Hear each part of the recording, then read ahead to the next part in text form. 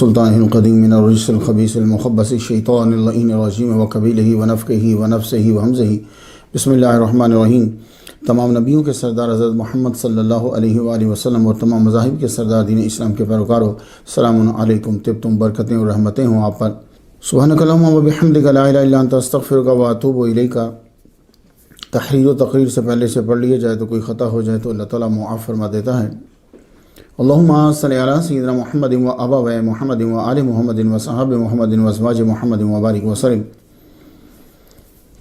ہم سب اقرار کرتے ہیں کہ اللہ تعالیٰ کے سوا کوئی معبود نہیں ہے، کوئی نبی، کوئی ولی، کوئی جن، کوئی پری، کوئی مزار، کوئی قبر الوہیت میں شامل نہیں، نہ اللہ تعالیٰ کے برابر ہے۔ اور ہم اقرار کرتے ہیں کہ محمد مصطفیٰ صلی اللہ علیہ وآلہ وسلم اللہ تعالیٰ کے آخری نبی ہیں، ان کے بعد کوئی نبی پیدا نہیں ہوگا۔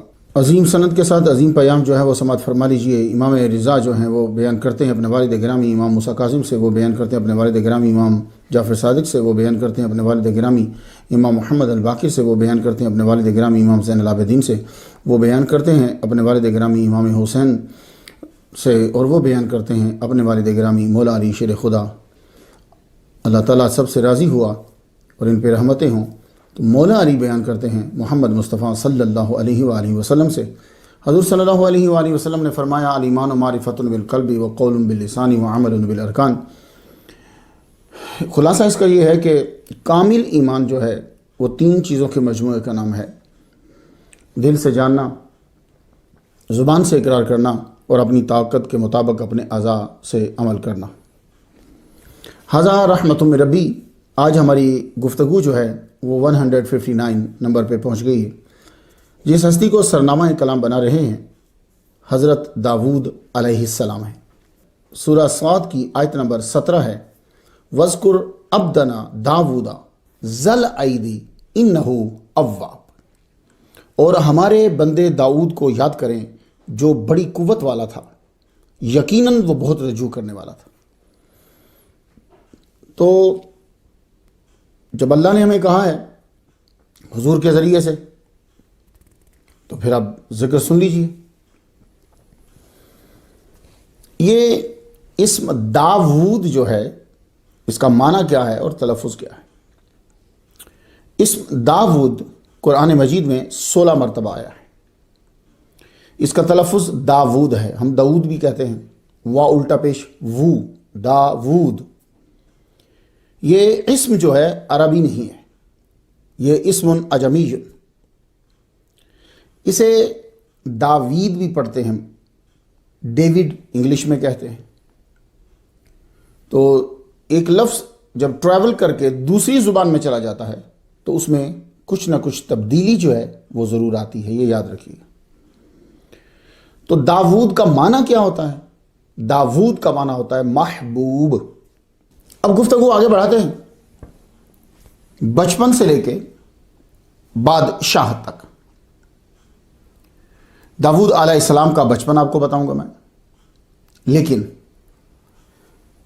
ان کے بچپن سے پبلک میں آنے تک کے بیچ کا واقعہ مجھے سنانا پڑے گا آپ کو، ورنہ آپ کو سمجھ نہیں آئے گی، ٹھیک ہے؟ اس دور کا نبی، اس دور کا بادشاہ، پھر داود علیہ السلام کی حکومت، اللہ تعالیٰ کی ان پر عنایات اور چند باتیں۔ گفتگو آگے بڑھاتے ہیں، چلیے۔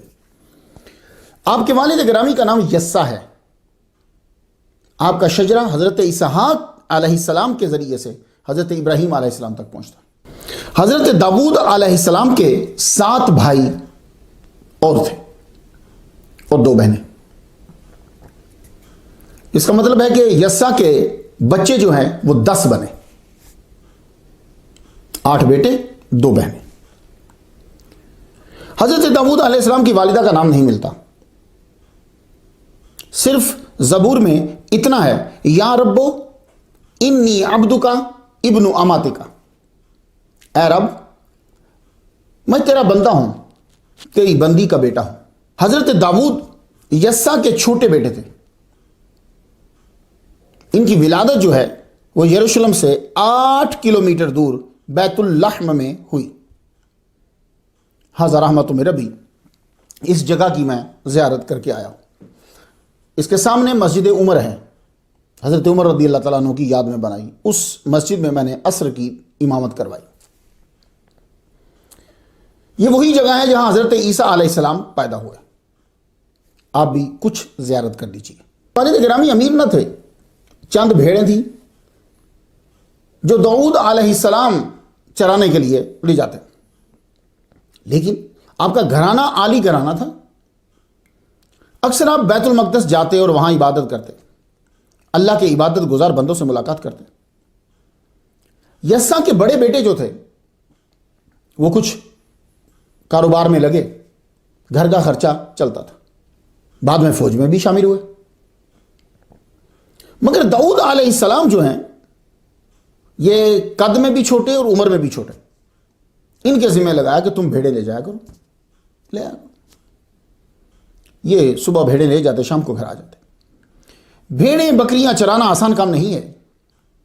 انسان نے لیڈر بننا ہو تو کچھ ماہ بھیڑ بکریاں ضرور چرائے، ان سے زبردست سبق ملتا ہے۔ آپ کو کنٹرول کرنا جو ہے نا وہ آپ کو ان سے آئے گا، قوت برداشت پیدا ہوتی ہے، تدبر و تفکر کی عادت پڑتی ہے۔ داؤد علیہ السلام نبی تھے، اللہ تعالیٰ نے آپ کو کمال آواز عطا کی، اور طاقت کا تو یہ عالم تھا، اگر کوئی بھیڑیا یا شیر آپ کی بھیڑ اٹھا کر لے جاتا تو آپ بھاگ کر اس کو بالوں سے پکڑ لیتے تھے اور ایسے زور کا زناٹے کا تھپڑ مارتے تھے اسے کہ بھیڑ اس کے منہ سے گر جاتی تھی۔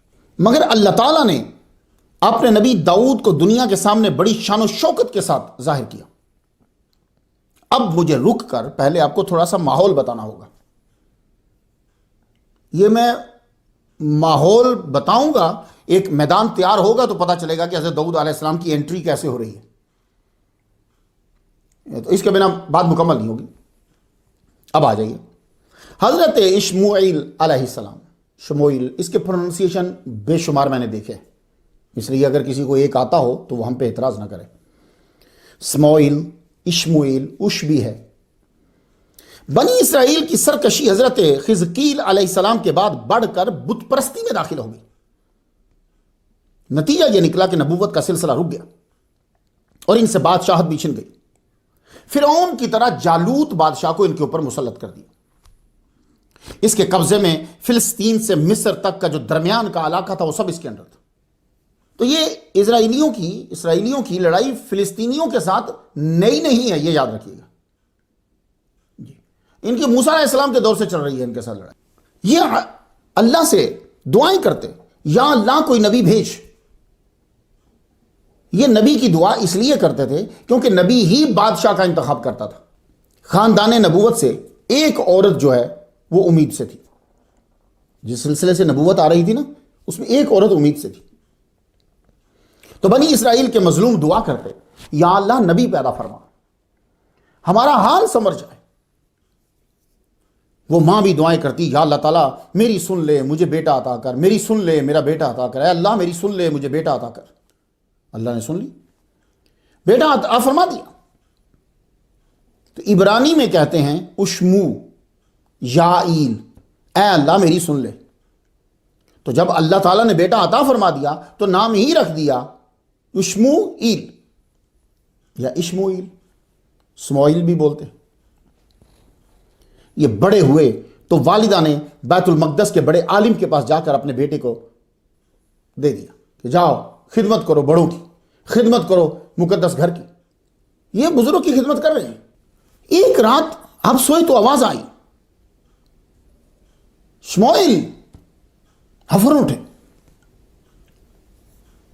اور بزرگ سے پوچھتے ہیں کیا آپ نے مجھے بلایا؟ وہ مسکرا کے بولے لیٹ جاؤ۔ پھر آواز آئی، اسماعیل، تیسری مرتبہ آواز آئی تو آپ پھر اٹھے، دیکھا تو جبریل علیہ السلام آپ کے سامنے کھڑے۔ جبریل علیہ السلام نے کہا اٹھو، تم اعلان نبوت کرو اور حکام اللہ کے قوم تک پہنچاؤ۔ آپ نے صبح اٹھ کر اعلان کر دیا، اے بنی اسرائیل میں تمہارا نبی ہوں۔ وہ بولے اچھا، تم نبی ہو تو فوراً ہمارے لیے کسی بادشاہ کا انتخاب کرو، ہمیں بادشاہ کی بڑی ضرورت ہے، ہم جہاد کرنا چاہتے ہیں کفار سے، ظالموں سے۔ اس زمانے میں فتویٰ نبی کا چلتا تھا، نافذ بادشاہ کرتا تھا، اور یہ آپ کے مسلمانوں میں بھی آٹومن امپائر تک یہی رہا ہے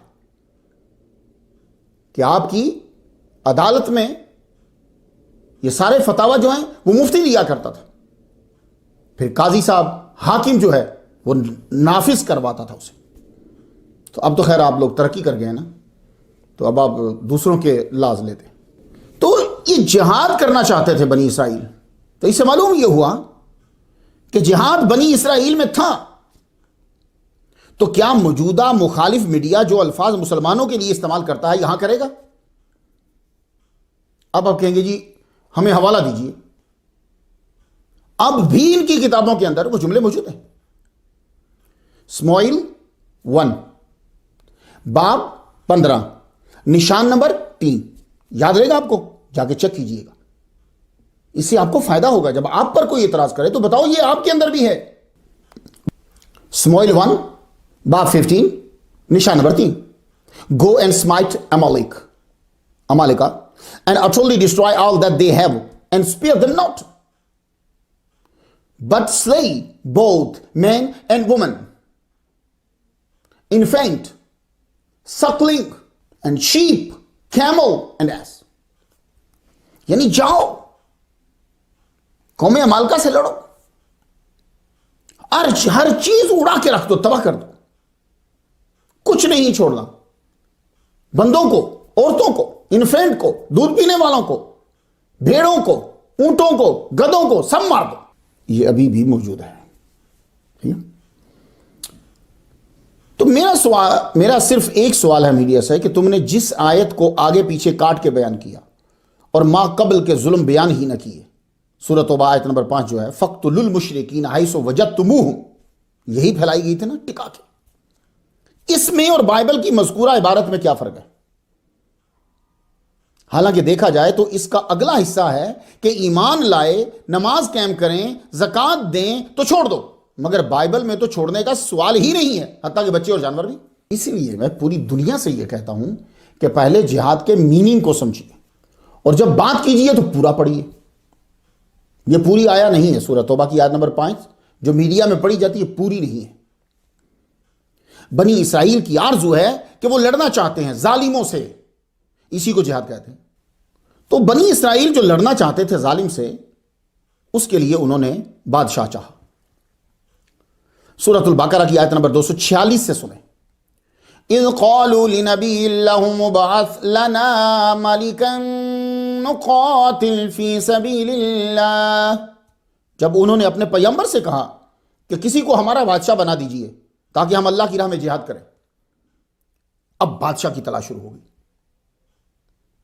تو شموئیل علیہ السلام نے اللہ سے عرض کی، یا اللہ کسے بادشاہ مقرر کرو؟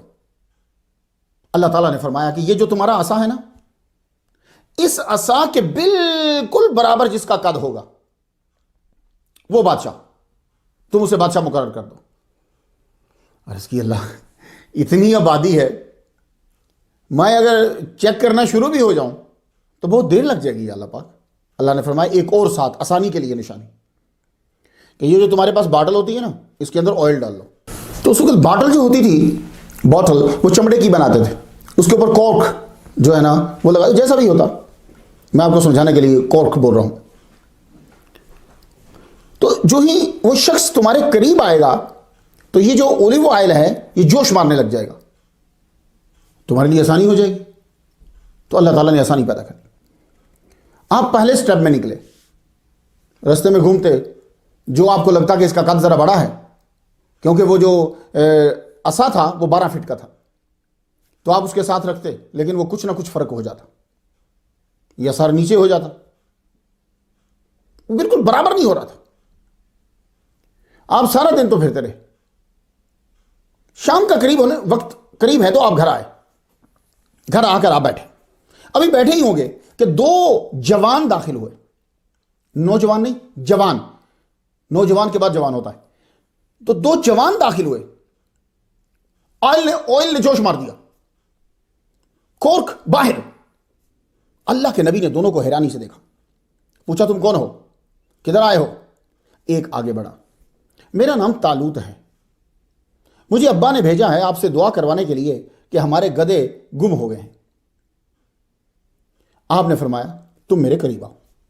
آپ اٹھ کر لاٹھی کو لے کے ان کے جسم کے برابر رکھی، تو لاٹھی کے بالکل برابر کا آپ نے آگے بڑھ کر وہ زیتون جو تھا وہ اس کے سر پر انڈیل دیا سارا، اور فرمایا تم بنی اسرائیل کے بادشاہ ہو، جاؤ لشکر تیار کرو۔ طالوت 30 سالہ جوان عرض کی اے اللہ کے نبی، ہم غریب لوگ چمڑے کا کاروبار کرتے ہیں، مجھے کون بادشاہ تسلیم کرے گا؟ آپ نے فرمایا تم رب کے انتخاب میں آ چکے ہو، تم گھر جاؤ، تم سے پہلے تمہارے گدھے گھر پہنچ چکے ہوں گے۔ نبی اشمعیل علیہ السلام نے 30 سالہ طالوت کی بادشاہت کا اعلان کر دیا۔ سورۃ البقرہ آیت نمبر 247۔ وقال لهم نبيهم ان الله قد بعث لكم طالوت ملكا قالوا ان يكون له الملك علينا ونحن احق بالملك منه ولم يؤت سعة من المال قال ان الله اصطفاه عليكم وزاده بسطة في العلم والجسم۔ بنی اسرائیل نے خاندان اور مال والے کو بادشاہ بننے کا اہل قرار دیا، جیسے آج کل ہے۔ آج کی جمہوریت میں یہ جمہوریت کیسی ہے کہ ہر ملک میں 2 یا 3 جماعتیں ہوتی ہیں اور وہی باری باری آ جاتی ہیں۔ جس کے پاس دولت ہوتی ہے وہ جیت جاتا ہے۔ میں آپ کو یہاں کی مثال دیتا ہوں جہاں میں امریکہ رہتا ہوں۔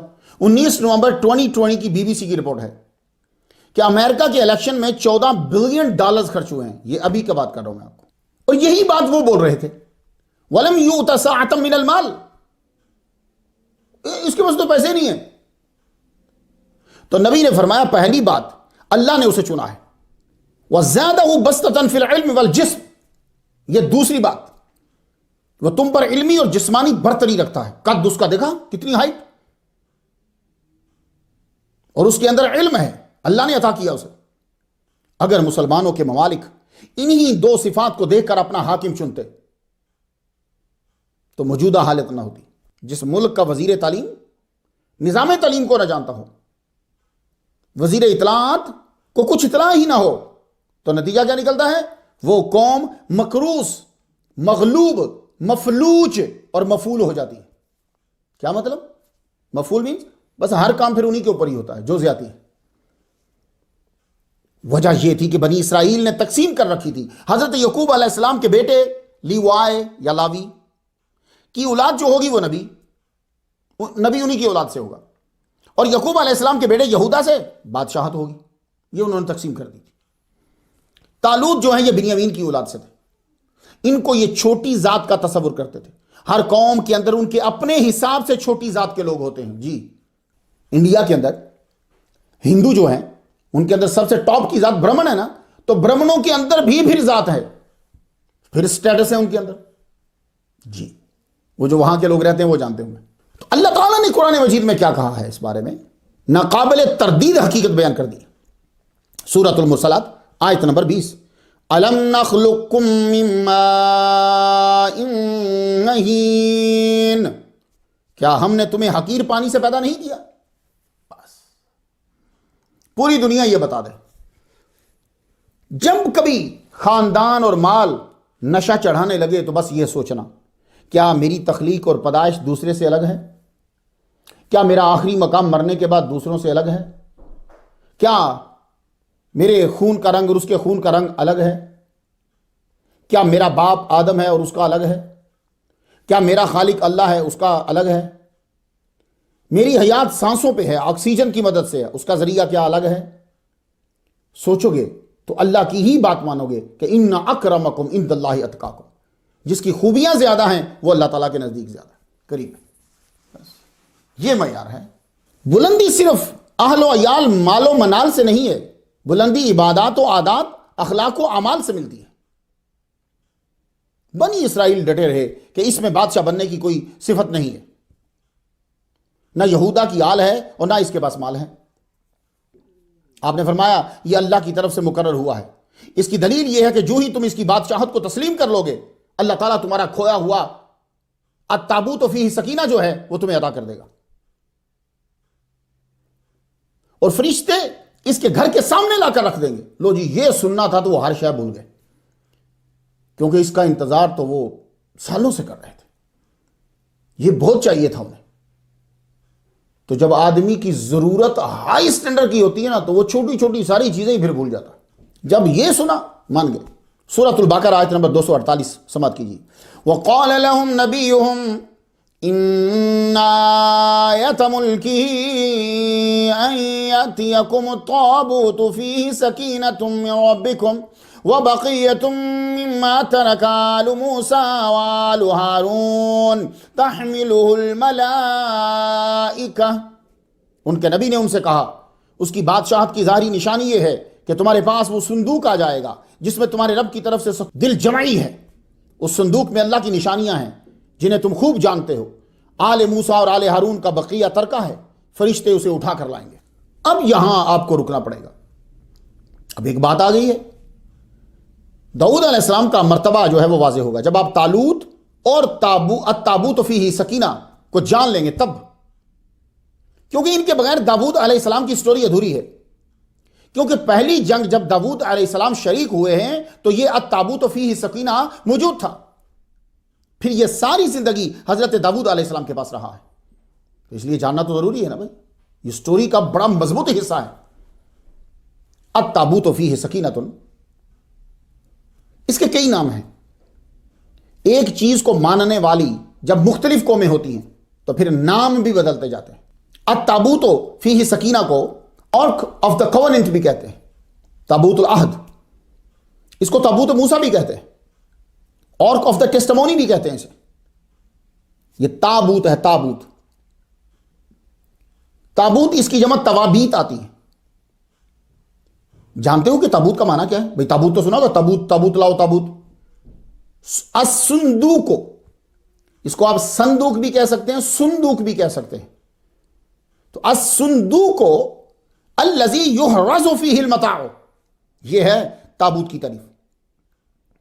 قدیم مصریوں کے نزدیک صندوق پتھر یا لکڑی کا بنا ہوتا تھا، لیکن بعد میں لکڑی کا مشہور ہو گیا. کیوں کہ پتھر کا کون اٹھائے گا، لکڑی کا اٹھا لیا جاتا تھا. صندوق کو تابوت اس لیے کہتے ہیں کیونکہ آپ بار بار اس میں کپڑے رکھنے کے لیے جاتے ہیں، لینے کے لیے جاتے ہیں، یا آپ نے اپنی کوئی خاص چیز رکھی ہوتی ہے تو آپ اس کی طرف رجوع کرتے ہیں. توبہ کا لفظ تو سنا ہوگا نا. تو توبہ کو توبہ کیوں کہتے ہیں؟ آپ نے رجوع کیا تو یہ توبہ ہی سے تابوت ہے. تو بنی اسرائیل جو تھے وہ مشکل وقت اور خاص طور پر جنگ میں بار بار دعا کے لیے اس کے گرد جمع ہو جاتے تھے، اس لیے اس کو التابوت کہتے ہیں. اب اس کو التابوت فیہ سکینہ، تابوت سکینہ کیوں کہتے ہیں؟ اس کے اندر جو تبرکات تھے ان کی وجہ سے بنی اسرائیل کا ڈر ختم ہو جاتا تھا. جنگ کے دوران بھی ان کو سکون رہتا تھا اور کامیابی مل جاتی تھی. اس لیے اس کو تابوت سکینہ بولنے لگ گئے عام زبان کے. تابوت سکینہ، تابوت سکینہ. یہ صندوق جو ہے کس سے بنا ہوا تھا اور کس نے بنایا تھا؟ لکڑی کا تھا نا. تو لکڑی ایک تو نہیں ہے، دو تصور جو ہیں وہ چلتے آ رہے ہیں. ایک تصور تو یہ ہے کہ آدم علیہ السلام کے پاس تھا. یہ سمجھ نہیں ویسے آتی، ہو سکتا ہے کہ کچھ چیزیں رکھتے ہوں بیچ میں. تو آدم علیہ السلام کے پاس تھا، پھر اس کے بعد شیس علیہ السلام کے پاس آیا، پھر آگے یہ چلتا رہا. جو نبی بنتا تھا اس کے پاس یہ تابوت پہنچ جاتا تھا. یا تو نبی خود دے جاتا تھا، اور اگر اس کی ملاقات نہیں ہے تو پھر فرشتے پہنچا دیتے تھے. جیسے فرشتوں نے طالوت کے دروازے کے سامنے رکھ دیا ہے. تو یہ چلتا چلتا شعیب علیہ السلام کے پاس پہنچا. شعیب علیہ السلام کے پاس جب موسیٰ علیہ السلام رہنے لگے، ان کی بیٹی سے شادی کر لی تو انہوں نے ان کو دے دیا. تو یہ تابوت جو تھا اسی میں کو ہی موسیٰ علیہ السلام جو ہے استعمال کرتے تھے، اس میں تختیاں رکھتے تھے. ٹھیک ہے. پھر یہ داؤد علیہ السلام تک پہنچا. یہ ہے ایک تصور جو ہمارے ہاں بھی ہے. دوسرا تصور ہے جو تصور بنی اسرائیل کے اندر بھی ہے. وہ تصور یہ ہے کہ اس صندوق کو بنایا ہی موسیٰ علیہ السلام نے ہے. حتیٰ کہ جس درخت سے یہ بنی تھی، جس لکڑی سے، وہ لکڑی بھی اگائی موسیٰ علیہ السلام نے ہے. اور وہ کب؟ جب اللہ تعالیٰ نے ان کو تورا عطا کرنا تھی تو اس کی حفاظت کے لیے اللہ تعالیٰ نے حکم دیا کہ آپ درخت اگاؤ. اب وہ کون سا تھا؟ کہتے ہیں کہ شیٹا ٹری تھا، شمشاد کی لکڑی. بعض نے یہ کہا اکیشا، اکیشا وڈ جو ہے اس سے یہ بنایا. جب وہ لکڑی اگی، درخت اگا، آپ نے لکڑی کاٹ کے اس کو بنایا. اب میں آپ کو ایکساڈس سے سنانا چاہتا ہوں. باب اس کا 25 ہے. And they must make an ark of the acacia wood, 2.5 cubits its length, and a cubit and a half its width, and a cubit and a half its height. And you must overlay it with pure gold inside and outside. You ought to overlay it, and you make a border of gold round about upon it. یہ میں آپ کو ایکسڈس سے سنا رہا ہوں کہ اللہ تعالیٰ موسیٰ علیہ السلام سے یہ کہہ رہا ہے کہ تم اسے لازمی بناؤ. ٹھیک ہے، cubit and half, cubit and half. ٹھیک ہے، اور پھر جب یہ بن گئی تو رب تعالیٰ نے یہ کہا کہ اب اس کے باہر اور اندر سونا لگاؤ. تو موسیٰ علیہ السلام نے اس کے بارڈر پر بھی، باہر اور اندر بھی سونے کا پترا اوپر لگا دیا. یہ ہے ہسٹری دوسری. 40 سال تک یہ موسیٰ علیہ السلام کے پاس رہا ہے. آپ اس کے اندر اپنی چیزیں رکھا کرتے تھے، سامان رکھتے تھے. 2 تختیاں تھیں. یہ تابوت عین گھمسان کی جنگ میں بلند ہوتا تھا. اس سے روشنی نکلتی تھی اور آواز آتی تھی. یہ علامت ہوتی تھی کہ تمہیں فتح ہو گئی. موسیٰ علیہ السلام کے بعد یہ یوشع بن نون کے پاس آیا. یوشع بن نون جو ہے وہ اسے لے کر پھر آگے بڑھے.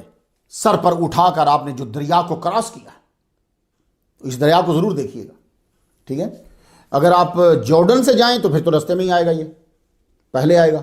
اور اگر آپ نے تل ابیب سے گئے ہیں تو پھر آپ وہاں سے جب آئیں گے موسیٰ علیہ السلام کی قبر کی زیارت کرتے ہوئے پھر آئیں تو آگے جا کر آپ کو آئے گا، گاڑی لینی پڑے گی، ٹیکسی آپ کو کرا دے. آپ جب اس جارڈن کو کراس کرنے لگے تو پانی جو ہے وہ رک گیا. ابھی آپ نے پاؤں رکھا ہی ہے تو اتنی برکت تھی التابوت فیہ سکینہ کی کہ وہ پانی رک گیا. سب لوگوں کے لیے گزرنا آسان ہو گیا. تو سب کو فلسطین میں داخل ہونے کے لیے دقت نہیں ہوئی. پھر یہ جیریکا پہنچے. یہ آج بھی ہے جیریکا. میں نے اس کو گھوم کے کوئی تقریباً اس میں نے 7-8 گھنٹے جو ہے گھوما جیریکا میں. وہاں میں نے کھانا کھایا. مجھے یہ علاقہ بہت اچھا لگا. آپ بھی ذرا تھوڑا سا دیکھ لیجئے.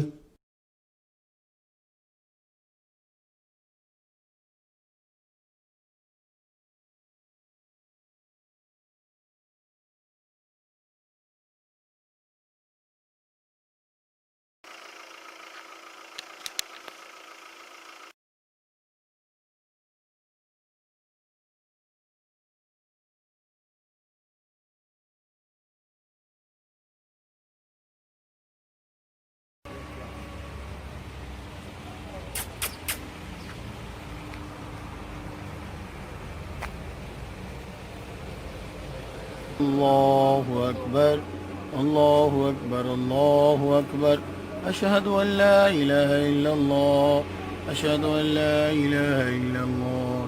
یوشع بن نون نے 7 دن تابوت کو رکھا. وہ دعائیں مانگی کہ دیوار گر گئی اور یہ شہر میں داخل ہو گئے. آہستہ آہستہ التابوت فیہ سکینہ تو ان کے پاس رہا، لیکن یہ قوم عیاش ہو گئی. اللہ تعالیٰ نے قوم عمالقہ کو ان پر غالب کر دیا. انہوں نے ان کے گھر اجاڑ دیے، بچے مار دیے اور ساتھ ہی تابوت بھی لے گئے. گندگی کے ڈھیر پر جا کر تابوت کو رکھ دیا. اس کے اندر اتنے تبرکات تھے کہ وہ قوم بے ادبی کی وجہ سے بیماریوں کا شکار ہو گئی. ٹھیک ہے، ہم لوگ تبرکات کا احترام نہیں کرتا، شرک شرک شرک شرک شرک گرا دیتے. تو یہ کوئی دین کی تبلیغ نہیں تھی. نو نو نو نو، وہ تو اب ذہین لوگ تو اب سمجھ گئے ہوں گے. دین کی تبلیغ نہیں تھی. اصل میں آپ لوگوں سے اسلام کے ساتھ جو وابستگی تھی وہ ختم کرنا تھی. کیوں؟ اس لیے کہ جب تک کسی سے ریلیٹڈ چیز موجود ہوتی ہے تو جب بھی نظر پڑتی ہے تو تڑپا دیتی ہے. یہ جاؤ اس ماں سے پوچھو جس ماں کا بیٹا فوت ہو گیا ہے اور اس کے کپڑے ابھی تک اس کے گھر میں رکھے ہوئے ہیں. جس ماں کا بیٹا مر گیا تھا اس کے گھر میں ابھی تک جو اس کی قمیص شرٹ پڑی ہے، جب اس کی نظر اس پہ پڑتی ہے تو اس کی حالت کیا ہوتی ہے وہ تمہیں سمجھا دے گی کہ نبیوں کے ولیوں کے تبرکات کو تباہ و برباد کرنے سے کیا نقصان ہوتا ہے. بس وہ سمجھا دے گی تمہیں. اس کی تڑپ، اس کے آنسو، وہ تمہیں سمجھا دیں گے. کسی مولوی کی ضرورت ہی نہیں تمہیں بخاری اور مسلم اور تفسیریں پڑھنے کی ضرورت ہی نہیں. مسلمانوں تمہارے ساتھ کیا ہوتا ہے یہ تم سمجھتے ہی نہیں ہو. اب خود دیکھو یہ تڑپ رہے ہیں، آج تک تڑپ رہے ہیں ان تبرکات کے لیے، آج تک تڑپ رہے ہیں، پتہ نہیں کتنی زمین کھود دی. اب اس میں کیا تھا؟ میں تلاش کرنے لگا کیا تھا اس میں کہ اللہ اتنا کرم فرماتا تھا، کیا تھا اس میں؟ تو سنو پھر. حضرت موسیٰ علیہ السلام کے عصا کا کچھ حصہ تھا، پورا عصا نہیں، تھوڑا سا حصہ تھا. حضرت موسیٰ علیہ السلام کا امامہ شریف، حضرت موسیٰ علیہ السلام کی کتاب کی تختیاں، 2 تھی کہتے ہیں 2. حضرت موسیٰ علیہ السلام کے نالین، اللہ. حضرت ہارون علیہ السلام کا امامہ، من و سلوہ کے کچھ حصے جو اللہ دیتا تھا انہیں، اس کے کچھ حصے پیسز. حضرت ہارون علیہ السلام کی قبا تھی، سبز زمرد سے بنا ہوا بلی کا سر تھا. یہ تاریخ دمشق، جلد اس کی 11ویں ہے، صفحہ اس کا 166 ہے. میں حوالہ دے لوں نا بھائی، پھر بندے بعد میں شروع ہو جاتا ہے. سونے کا ایک تشت تھا اس کے اندر، ٹرے ٹائپ کی چیز تھی، اور اس میں اون بھی تھی. لگتا ہے کہ وہ موسیٰ علیہ السلام کا کوئی ڈریس ہوگا، تو اس کی کچھ اون تھی. باتوں کی سمجھ آ گئی؟ یہ ہیں تبرکات، یہ اللہ کے نہیں ہیں، اللہ کے بندوں کے ہیں. تو اس میں یوں کھانے ہوتے تھے، ٹھیک ہے. کچھ لوگوں نے یہ بھی کہا کہ انبیاء کی تصاویر بھی تھی، اللہ بہتر جانتا ہے. تو یوں نالین سب سے نیچے، جو چیز جیسے سب سے اوپر جو ہے وہ امامہ شریف سر. اتنی متبرک اشیاء ہوں تو بے حرمتی کرنے والا کیوں نہ عذاب میں مبتلا ہوگا بھائی. قوم عمال کا بواسیر کے ساتھ ساتھ دوسری مہلک بیماریوں میں مبتلا ہو گئی. انہیں احساس ہو گیا بھائی اس کی بے حرمتی کی وجہ سے یہ سب کچھ ہو رہا ہے. تو انہوں نے کیا کیا کہ اٹھا کر تابوت فیہ سکینہ انہوں نے رتھ پر رکھ کر ہانک دیا. فرشتوں نے پھر اسے کنٹرول کر لیا. اسے بھائی جانور تو کہیں بھی جا سکتا ہے، تو فرشتے کیا کہ وہ بیلوں کو سیدھا کنعان لے آئے. ٹھیک صبح کے وقت جب نبی نے کہا تھا تو التابوت فیہ سکینہ طالوت کے گھر کے سامنے تھا.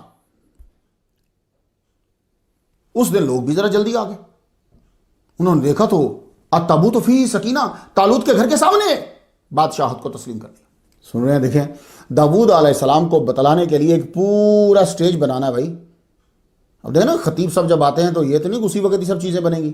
ملک کو مملکت کی طرف دھیان دینا شروع کر دیا. 1 لاکھ صرف فوج تیار کر لی. دیکھا آپ نے، جو بادشاہ ہوتے ہیں وہ اپنی فوج کی طرف دھیان دیتے ہیں. 1 لاکھ فوج تیار کر لی. میں یہاں ہی بتلا جاؤں آپ کو، آگے جاؤں گا تو ذرا دیر ہو جائے گی پھر. کہ اب التابوت فیہ سکینہ کدھر ہے؟ اب کدھر ہے؟ 586 BC تک یہ جیروسلم میں تھا، یعنی عیسیٰ علیہ السلام سے 586 سال قبل یہ وہی تھا. پھر لویٹیکل پادری نے مصر پہنچا دیا اسے. اب بیچ کی سٹوری جو ہے وہ کیا ہے؟ یہاں جیروسلم میں عیسائیوں کا قبضہ ہوتا تھا، یہ یاد رکھیے گا. یہودیوں کا بنی اسرائیل کا داخلہ تک ممنوع تھا. یہ تو حضرت عمر رضی اللہ تعالیٰ عنہ نے جب معاہدہ کیا، چابی لی، اس وقت یہودیوں کا داخلے کی اجازت دلوائی. اب ہسٹری جو ہے وہ تو اب دیکھ لیجئے. دیکھو مسلمان ہر ایک پہ کرم کرتا ہے، یعنی عیسائیوں نے داخلہ تک بند کر دیا تھا. حضرت عمر رضی اللہ تعالیٰ عنہ نے معاہدہ لیا، انہوں نے کہا کہ داخلہ تو ان کو زیارت تو کرنے دو، ان کی چیزیں ہیں یہاں، لیکن یہ یہاں رہ نہیں سکتے. تو یہ کیا ہوا کہ یہ پادری نے وہاں سے ایجپٹ پہنچا دیا. ایجپٹ سے ہوتا ہوا یہ ایتھیوپیا گیا، اور ابھی تک ایتھیوپیا کے اندر ہے التابوت فیہ سکینہ. وہاں ایک کمرہ ہے، چیپل چھوٹا سا جو ہوتا ہے نا چرچ، اس کو چیپل بولتے ہیں. یہ چیپل چھوٹا سا بنا کے اس کے اندر رکھا ہوا. سینٹ میری آف زائن کیتھیڈرل اس کا ایک کمرہ ہے، وہاں اندر رکھا، محفوظ ہے. تو ایک ہی آدمی اس کی حفاظت کرتا ہے، اور وہ بندہ جو ہے وہ چیپل سے باہر نہیں آ سکتا. باہر تبھی آئے گا جب مر جائے گا. اور وہ بندہ مقرر کیا جاتا ہے کہ جس نے کبھی کسی عورت کو چھوا نہ ہو. اندر ہی اس کے لیے کھانے پینے یا جو بھی چیز ہوگی وہ چھپ کے سب چیزیں ہوتی. سنا آپ نے؟ مسلمانوں تم اپنی پاکیزگی کو دقیانوسی قرار دیتے ہو، لیکن ہر مذہب پاکیزگی، پارسائی ان چیزوں کو تسلیم کرتا ہے، لیکن وہ صرف تمہیں گمراہ کرنے کے لیے وہ ان چیزوں کو پھیلا دیتا ہے، خود وہ ابھی تک ان پہ عمل کر رہا ہے۔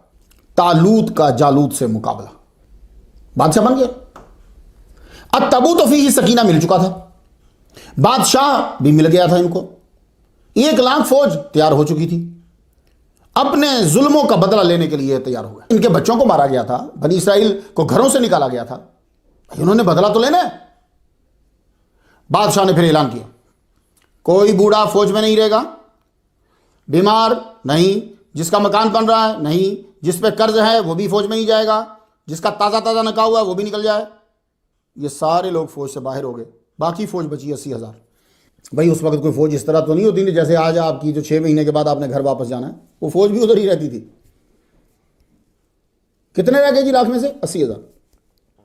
آپ تھوڑی دیر چلے، پھر فرمایا ابھی بھی موقع ہے، جو جانا چاہتا ہے وہ ابھی واپس چلا جائے، لیکن اگر آگے جا کے واپس آیا تو گناہگار ٹھہرے گا۔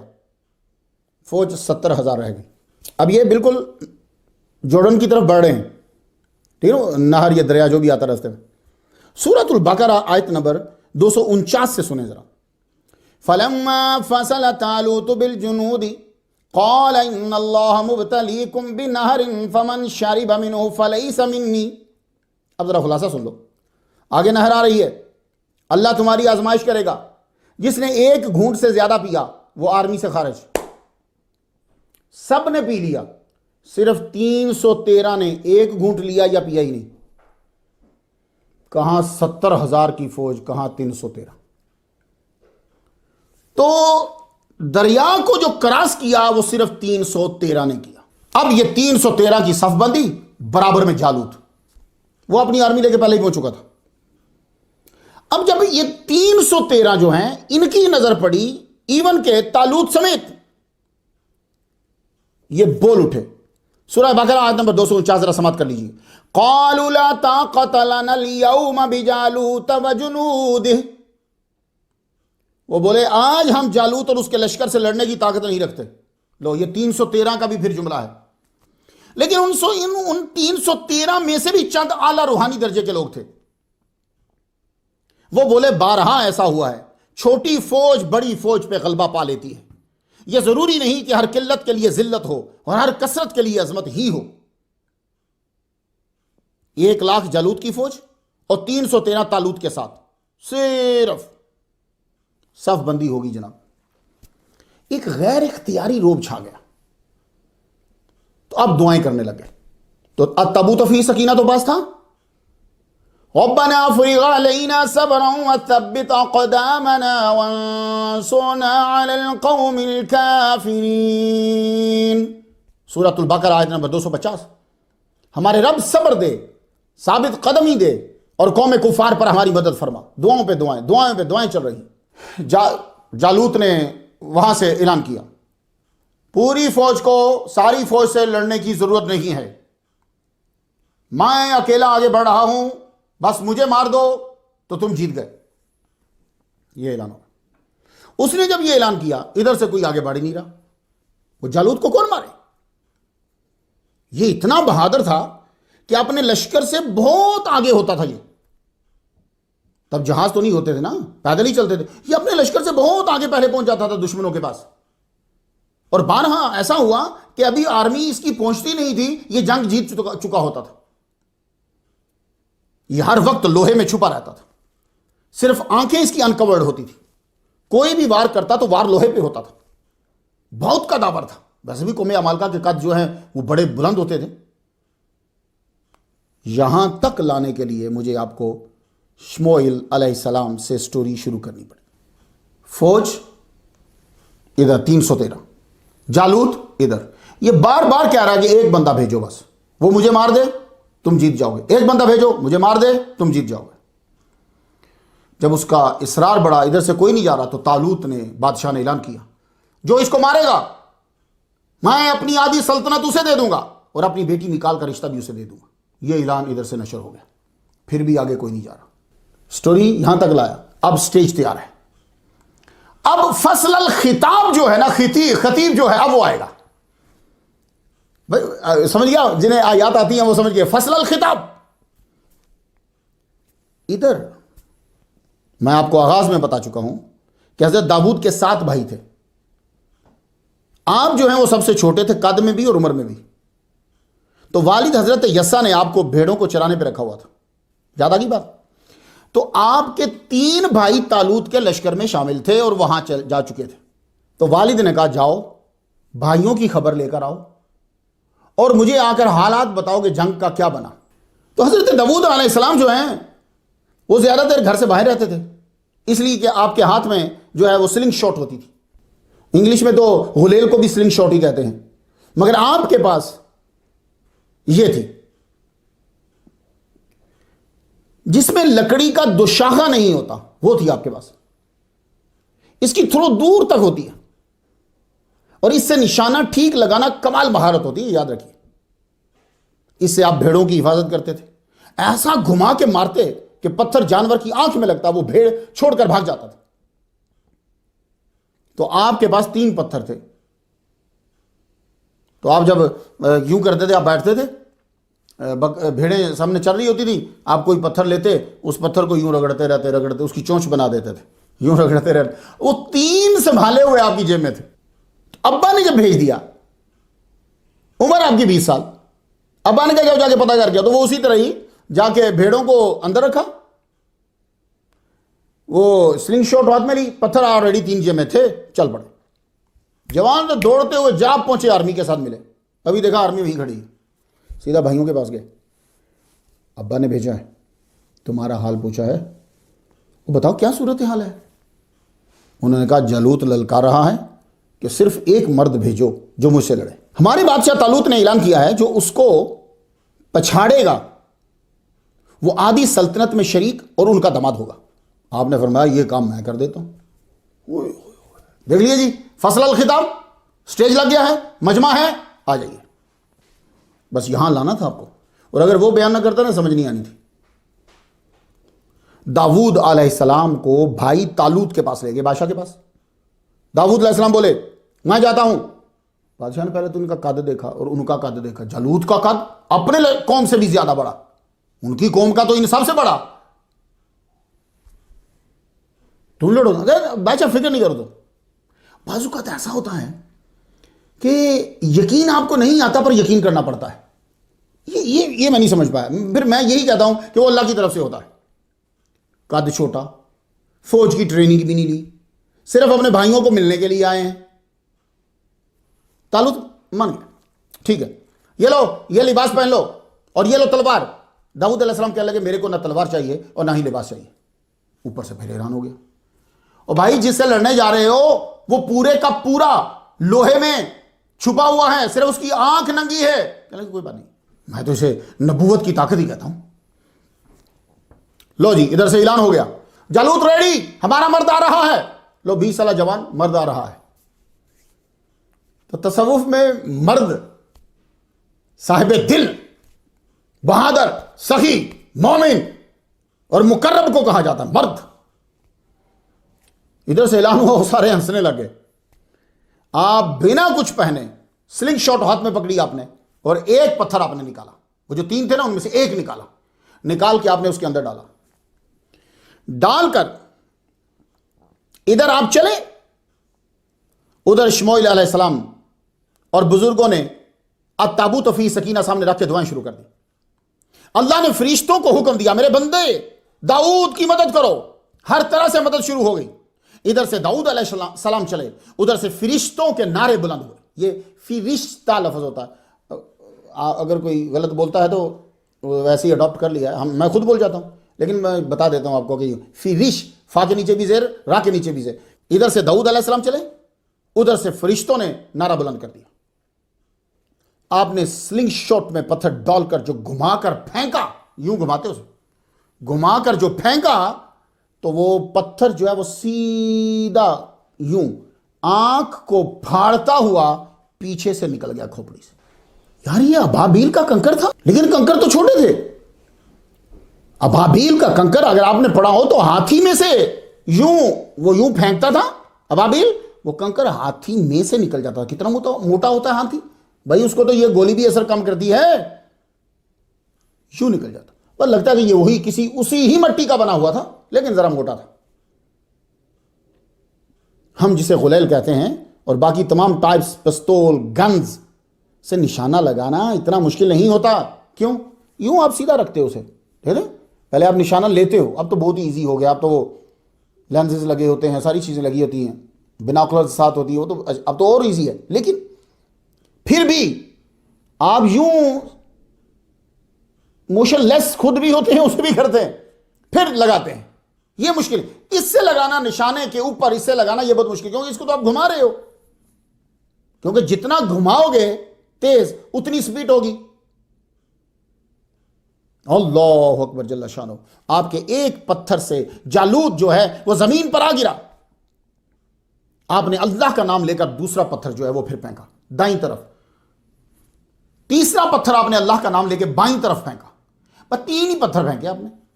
داؤد علیہ السلام نے, بھونچال آ گیا, وہ بھاگے, التابوت فی سکینہ سے نور نکلا, بنی اسرائیل کو فتح نصیب ہوئی. پورے جیروسلم میں داود داود داود داود ہو رہی تھی, ہر ایک کی آنکھ کا تارا یہ بن گئے. التابوت فی سکینہ اٹھایا اور واپس حبرون میں لے کر آئے. ایک پروننسیشن اس کا یہ بھی ہے, حبرون. یہ تابوت عیسائیوں کا دعویٰ ہے کہ ہمارے پاس ہے, ایتھیوپیا, اور یہودی اسے بیت المقدس جیروسلم میں کھدائی کر کر کے ڈھونڈ رہے ہیں. بڑی فتح کی تقریب ہوئی. بادشاہ طالوت نے آدھی سلطنت داؤد علیہ السلام کو دے دی اور اپنی بیٹی میکال کا نکاح ان کے ساتھ کر دیا. لو, اللہ تعالیٰ نے آپ کا مرتبہ بڑھا دیا.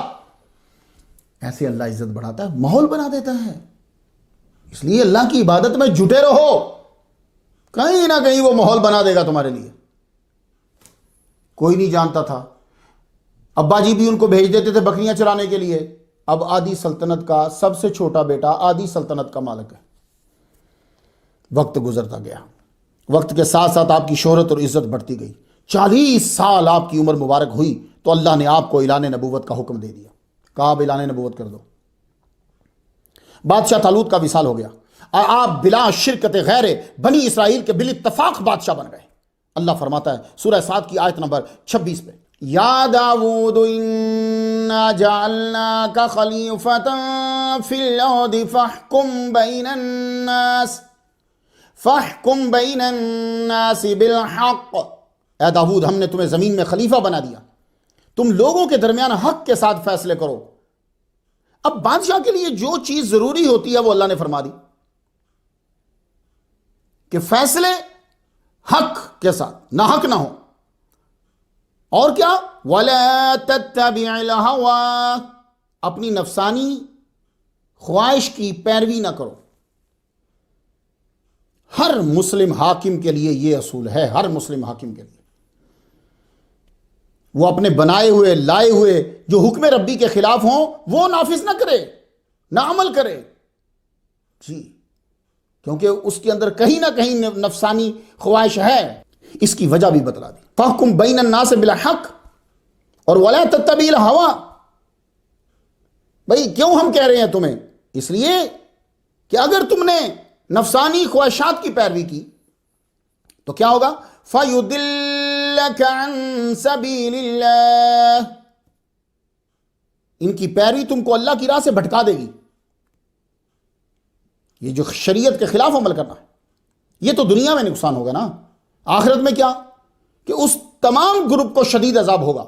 الذین یضلون عن سبیل اللہ لہم عذاب شدید. ان الذین یضلون, پورا گروپ گیا جو بھی پیروی کر رہا ہے شریعت کے علاوہ. ٹھیک ہے, تو اب یہ سارے لوئرز جو ہیں وہ سن لیں. آپ بادشاہ تھے, اعلان نبوت کر دیا. سورہ 7 کی آیت نمبر 20, وَشَدَدْنَا مُلْكَهُ وَآتَيْنَاهُ الْحِكْمَةَ وَفَصْلَ الْخِطَابِ, اور ہم نے اس کی سلطنت کو مضبوط کیا, نبوت و دانائی دی, عمدہ گفتگو کرنے کی صلاحیت عطا فرمائی. آپ بہترین بادشاہ, عظیم نبی رسول اور عمدہ خطیب تھے آپ. فصل الخطاب, مقام مدح میں بیان ہوا ہے جناب. مطلب خطاب فرماتے تو حمد و ثنا کے بعد اما بعد کہتے ہیں کہ پہلے آپ ہی نے استعمال کیا اس جیسے الفاظ کا.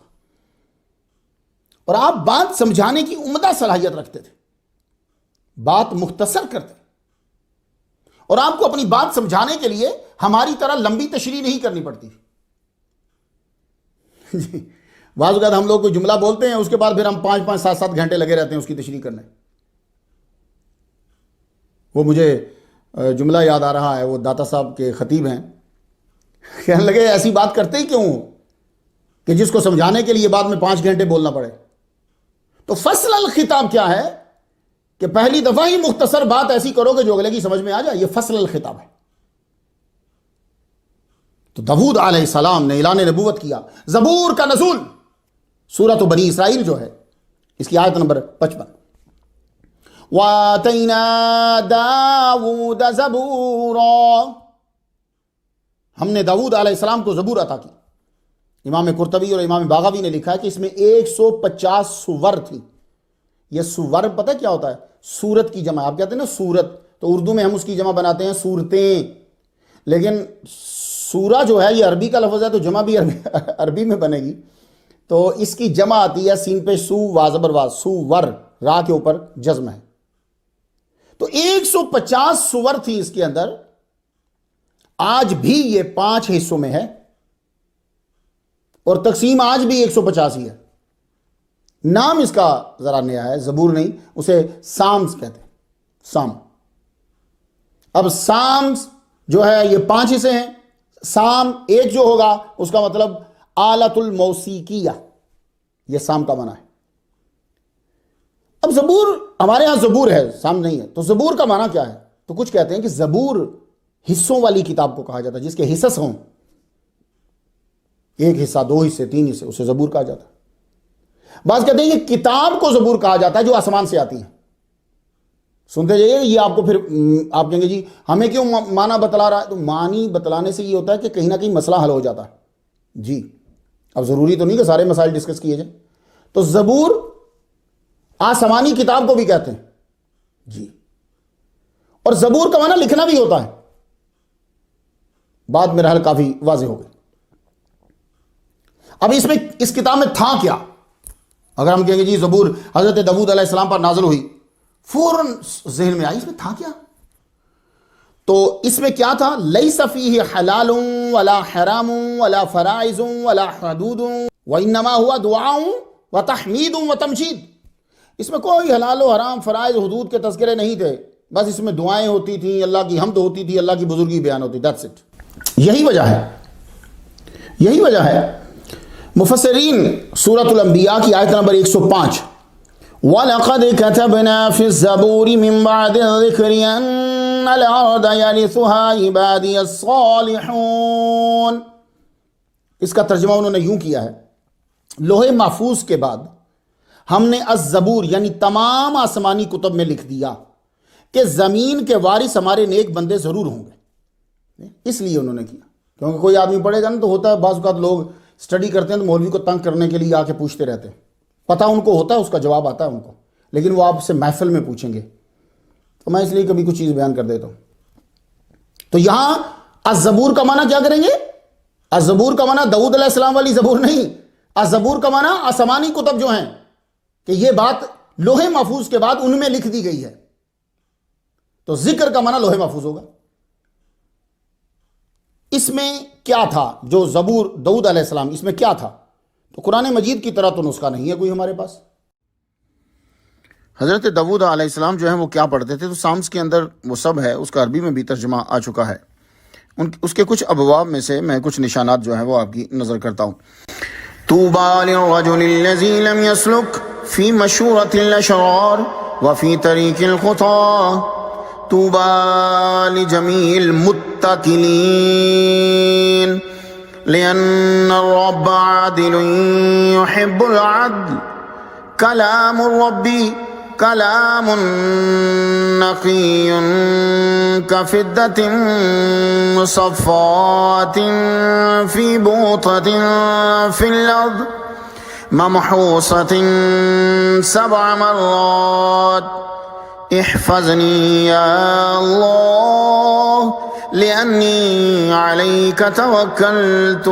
الله طريقه كامل قول الرب نقي لأنه من هو إله غير الرب. السماوات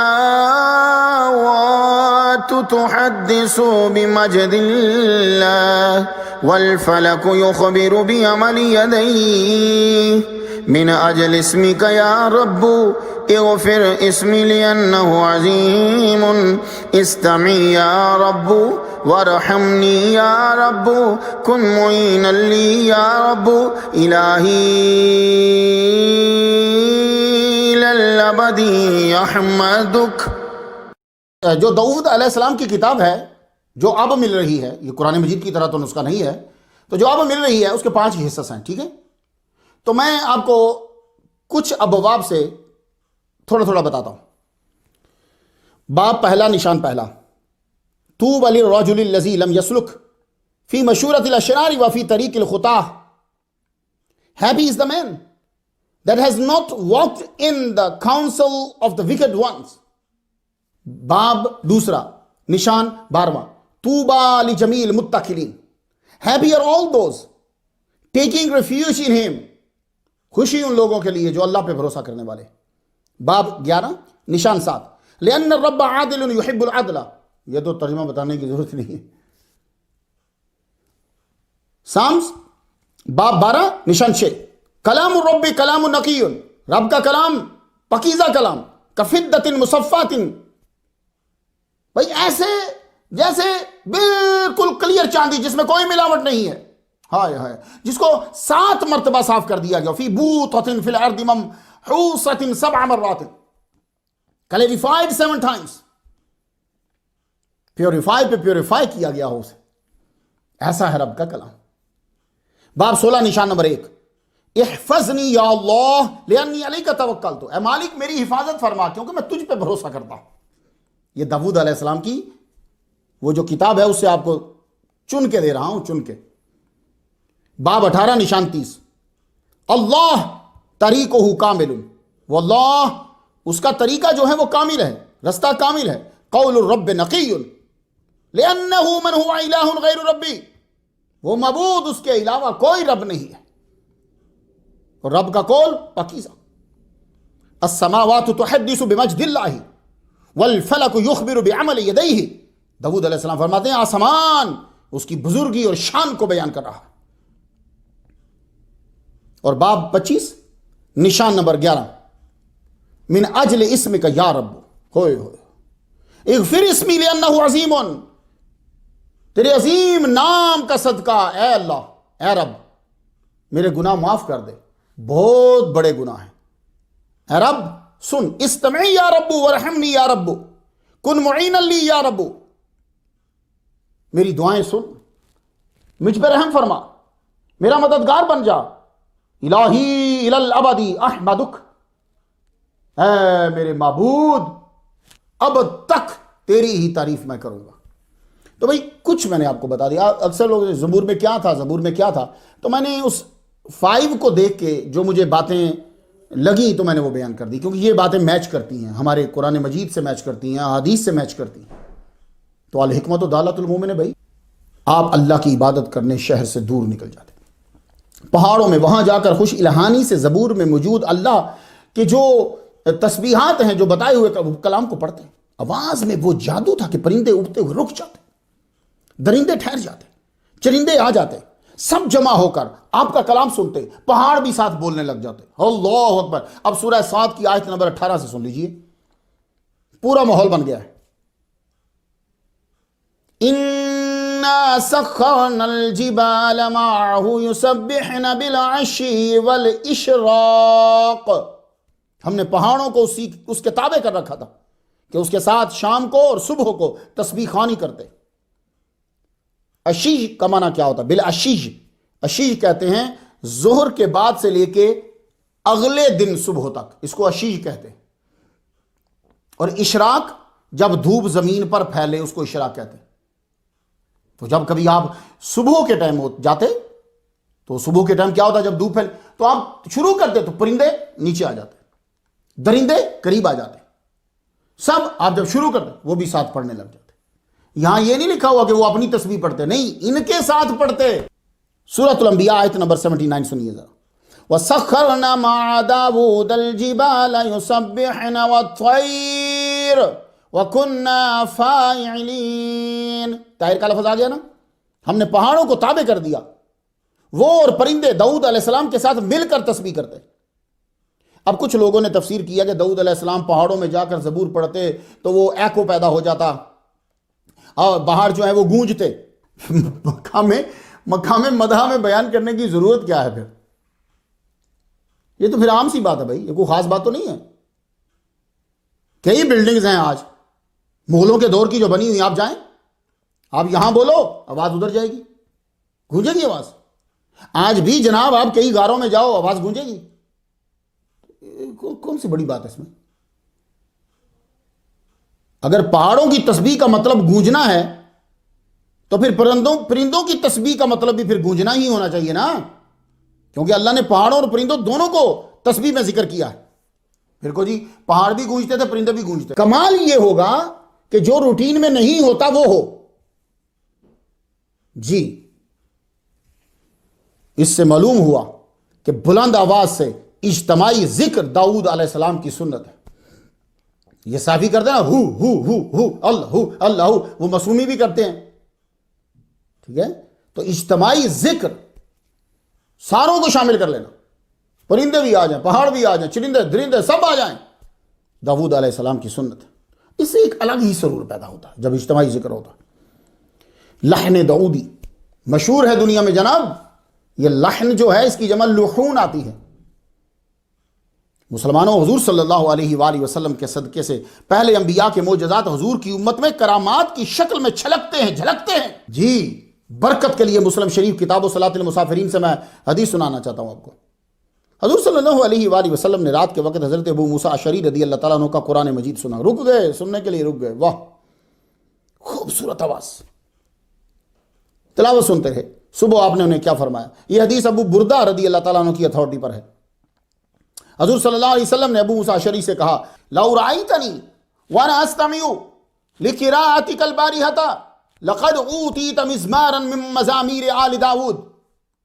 اگر تم مجھے دیکھ لیتے جبکہ گزشتہ رات میں تمہاری تلاوت سن رہا تھا تو یقیناً خوش ہو جاتے. تمہیں آل داؤد کی خوش الہانیوں میں سے ایک خوش الہانی دی گئی ہے. یہ آل داؤد کا معنی داؤد ہی ہے. آل داؤد سے مراد بچے نہیں لیں آپ, آل داؤد سے مراد داؤد خود ہیں. یہی عربی اسکالرز کا نے بھی یہی ترجمہ کیا ہے, باقی مجھے بھی تفاسیر میں یہی ملا. تو آل داؤد سے مراد داؤد علیہ السلام. لیکن یہاں تھوڑا سا رکنا پڑے گا, ہو سکتا ہے کہ آپ کو کوئی خراب نہ کر دے. مزامیر کا لفظ استعمال ہوا اس میں. مزامیر کا بنیادی مطلب جو ہوتا ہے نا, یعنی جو پہلا میننگ لیا جاتا ہے جس کے لیے اس کو وضع کیا گیا ہے, وہ آلات موسیقیہ ہی ہیں. جی لیکن حدیث میں خوبصورت آواز کے لیے استعمال ہوا ہے. جی آپ نے کبھی شاعری پڑھی ہے؟ اور بڑی شاعری کا میں نام نہیں لیتا. آپ نے کبھی شہ سعدی کی شاعری پڑھی ہے؟ کریمہ, گلستان بوستان پڑھی ہے؟ وہ شاعری جب آپ پڑھتے ہیں تو کیا اس کے جو میننگ ہوتے ہیں وہی وہاں استعمال ہو رہے ہوتے ہیں؟ نہیں. بعض اوقات جب میں پڑھاتا ہوں بچوں کو تو بعض اوقات اس کا دوسرا میننگ بھی استعمال نہیں ہوتا, وہاں جا کے تیسرا ہوتا ہے. تو یہ جو پڑھے لکھے لوگ ہیں انہیں معلوم ہے. کچھ لوگ کہیں گے اچھا اچھا اچھا اچھا موسیقی جائز ہے, چلو سنو, چلو گانا سنو جا. وہ موسیقی جائز کرانے کے بعد سیدھا گانا سننے جائیں گے. تو وہ یہ نہیں سوچتے. اور اگر کوئی بات ہوگی حضور کی عزت کی, احترام کی, پھر بیٹھ جائیں گے اس کا مطلب کیا ہے, اس کی مراد کیا ہے, اس کے راوی کیسے ہیں. پھر وہاں اتنی لمبی بحث چلے گی شاید پورا دن گزر جائے. یہ انسان کی سوچ ہوتی ہے. خیر, تو مزامیر کا لفظ جو استعمال ہو گیا, اس سے مراد کیا ہے کہ بھئی جس طرح بندوں پر آلات جو ہوتے ہیں وہ اثر انداز ہوتے ہیں, انہیں مسحور کر دیتے ہیں.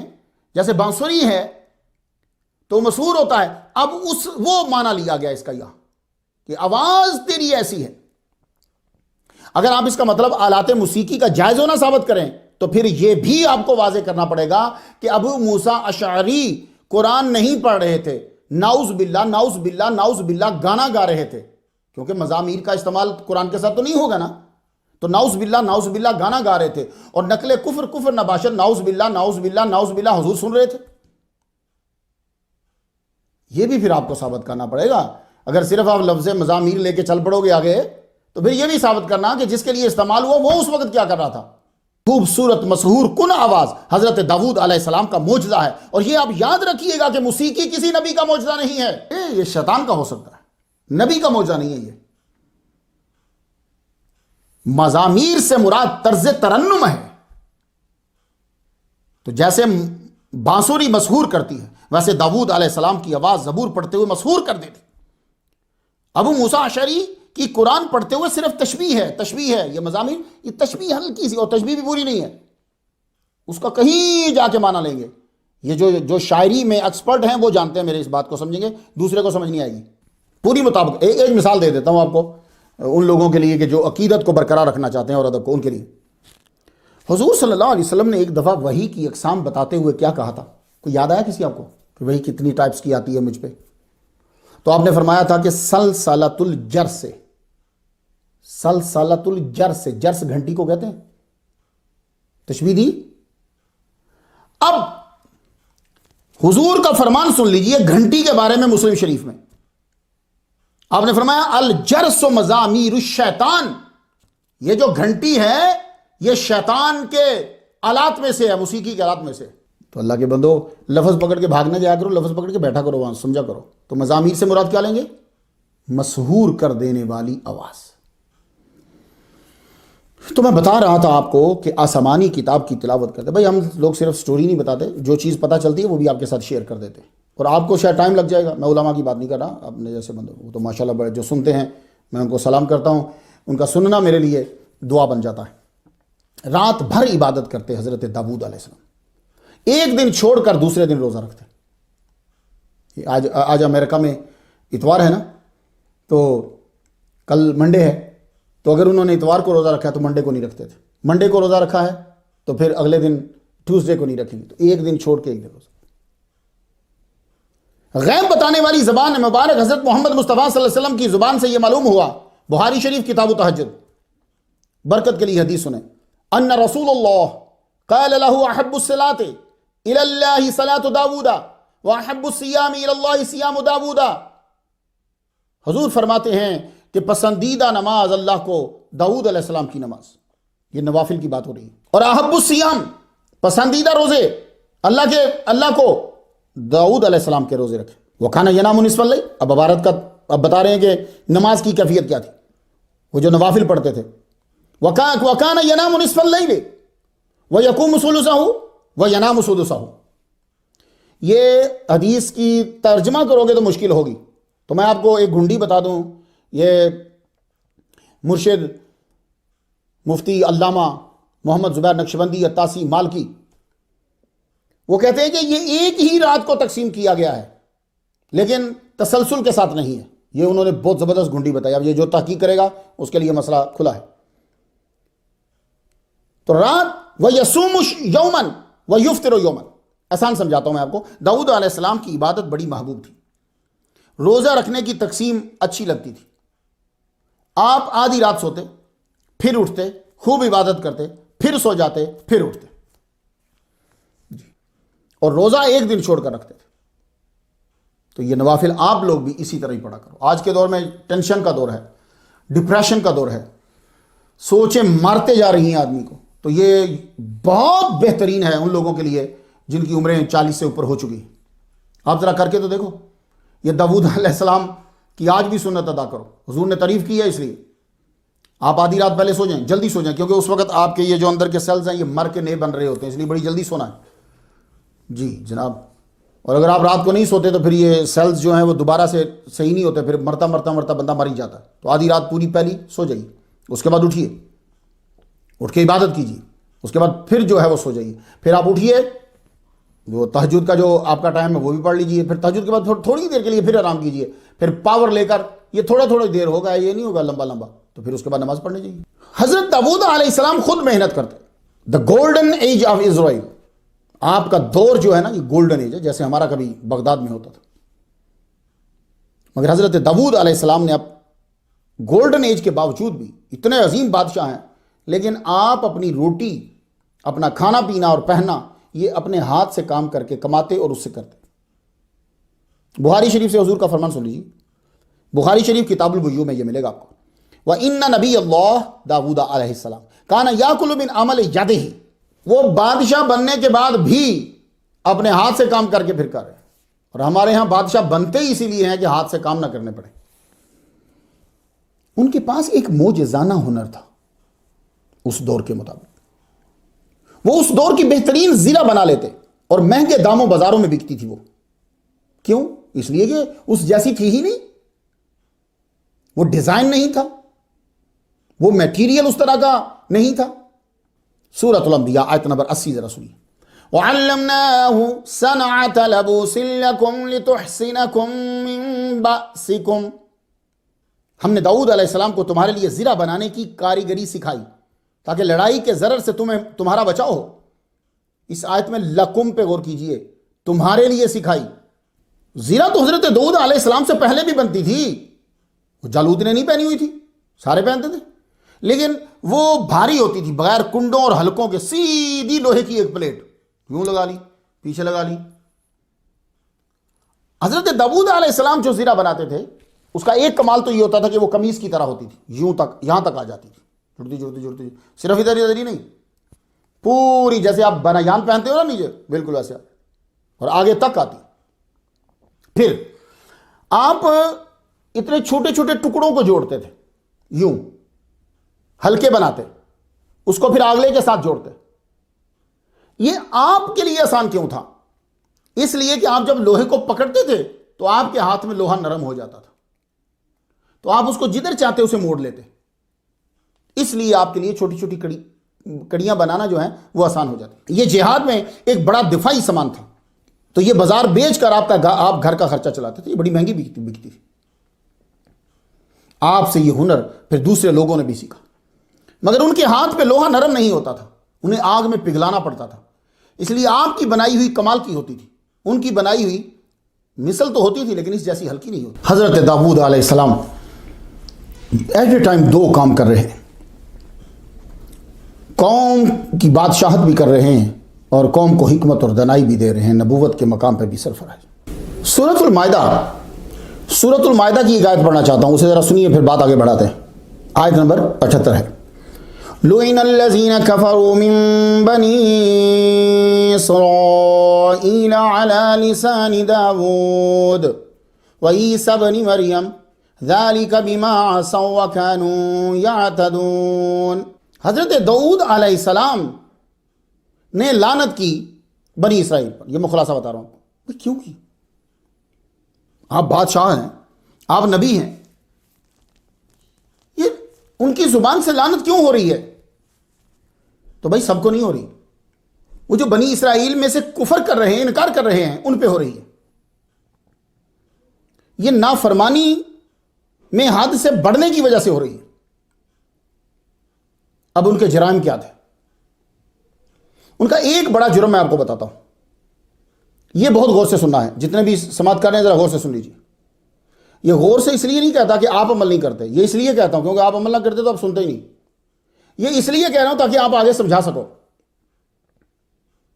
ان کا بڑا جرم جو ہے وہ کیا تھا؟ قانون سبت کو توڑنا۔ سبت سیٹرڈے کو کہتے ہیں، ہفتے کو۔ اس قوم نے جمعہ عبادت کے لیے لینے سے انکار کر دیا تھا۔ اللہ تعالیٰ نے ہر قوم کو جمعہ دیا پہلے، کیونکہ اللہ تعالیٰ ناانصافی نہیں کرتا، ہر قوم کو جمعہ دیا۔ یہ بولے نہیں ہمارے کو سبت چاہیے، ہفتہ چاہیے، اپنی مرضی سے لیا کہ ہفتے کے دن تک سب چیزیں بن چکی ہوئی تھیں، تو نعوذ باللہ اللہ نے حرام کیا ہے جو بھی ہے برا، تو ہمیں ہفتہ چاہیے بھائی۔ اچھا ٹھیک ہے، تم اپنی مرضی سے لے لو، لیکن عبادت اب ہماری مرضی کی ہوگی۔ جب دن تم نے اپنی مرضی کا لیا ہے تو اب قانون ہماری مرضی کا لاگو۔ وہ کیا؟ سن سیٹ سے لے کے سن سیٹ تک تم عبادت کے علاوہ کوئی کام نہیں کر سکتے۔ تو جمعہ کے دن سورج ڈوبنے سے لے کے سبت سیٹرڈے کے سورج ڈوبنے تک تم کوئی کام نہیں کر سکتے سوائے عبادت کے۔ سورۃ البقرہ کی آیت نمبر 65 سے ذرا سنیے۔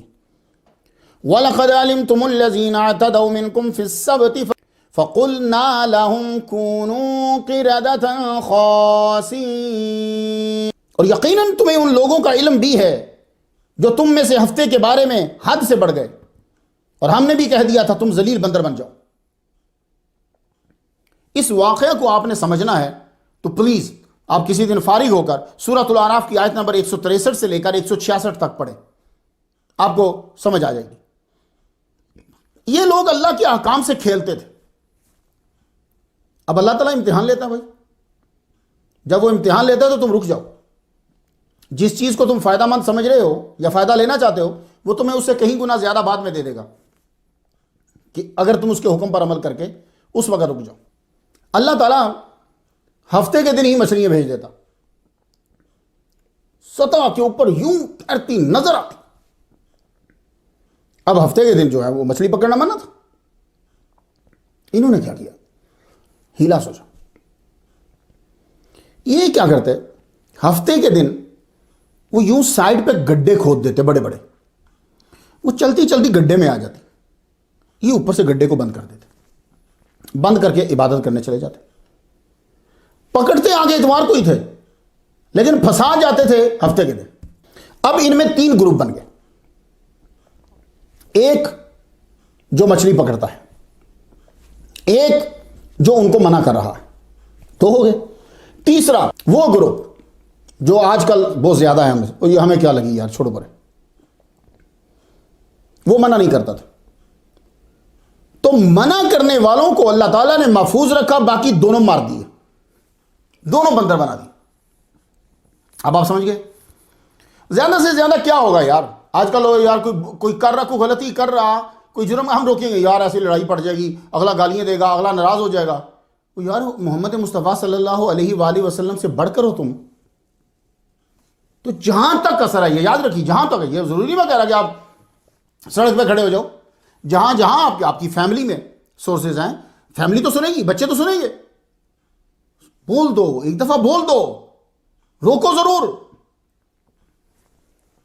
یہ داؤد علیہ السلام کی نافرمانی کے ساتھ ساتھ توہین بھی کرتے تھے۔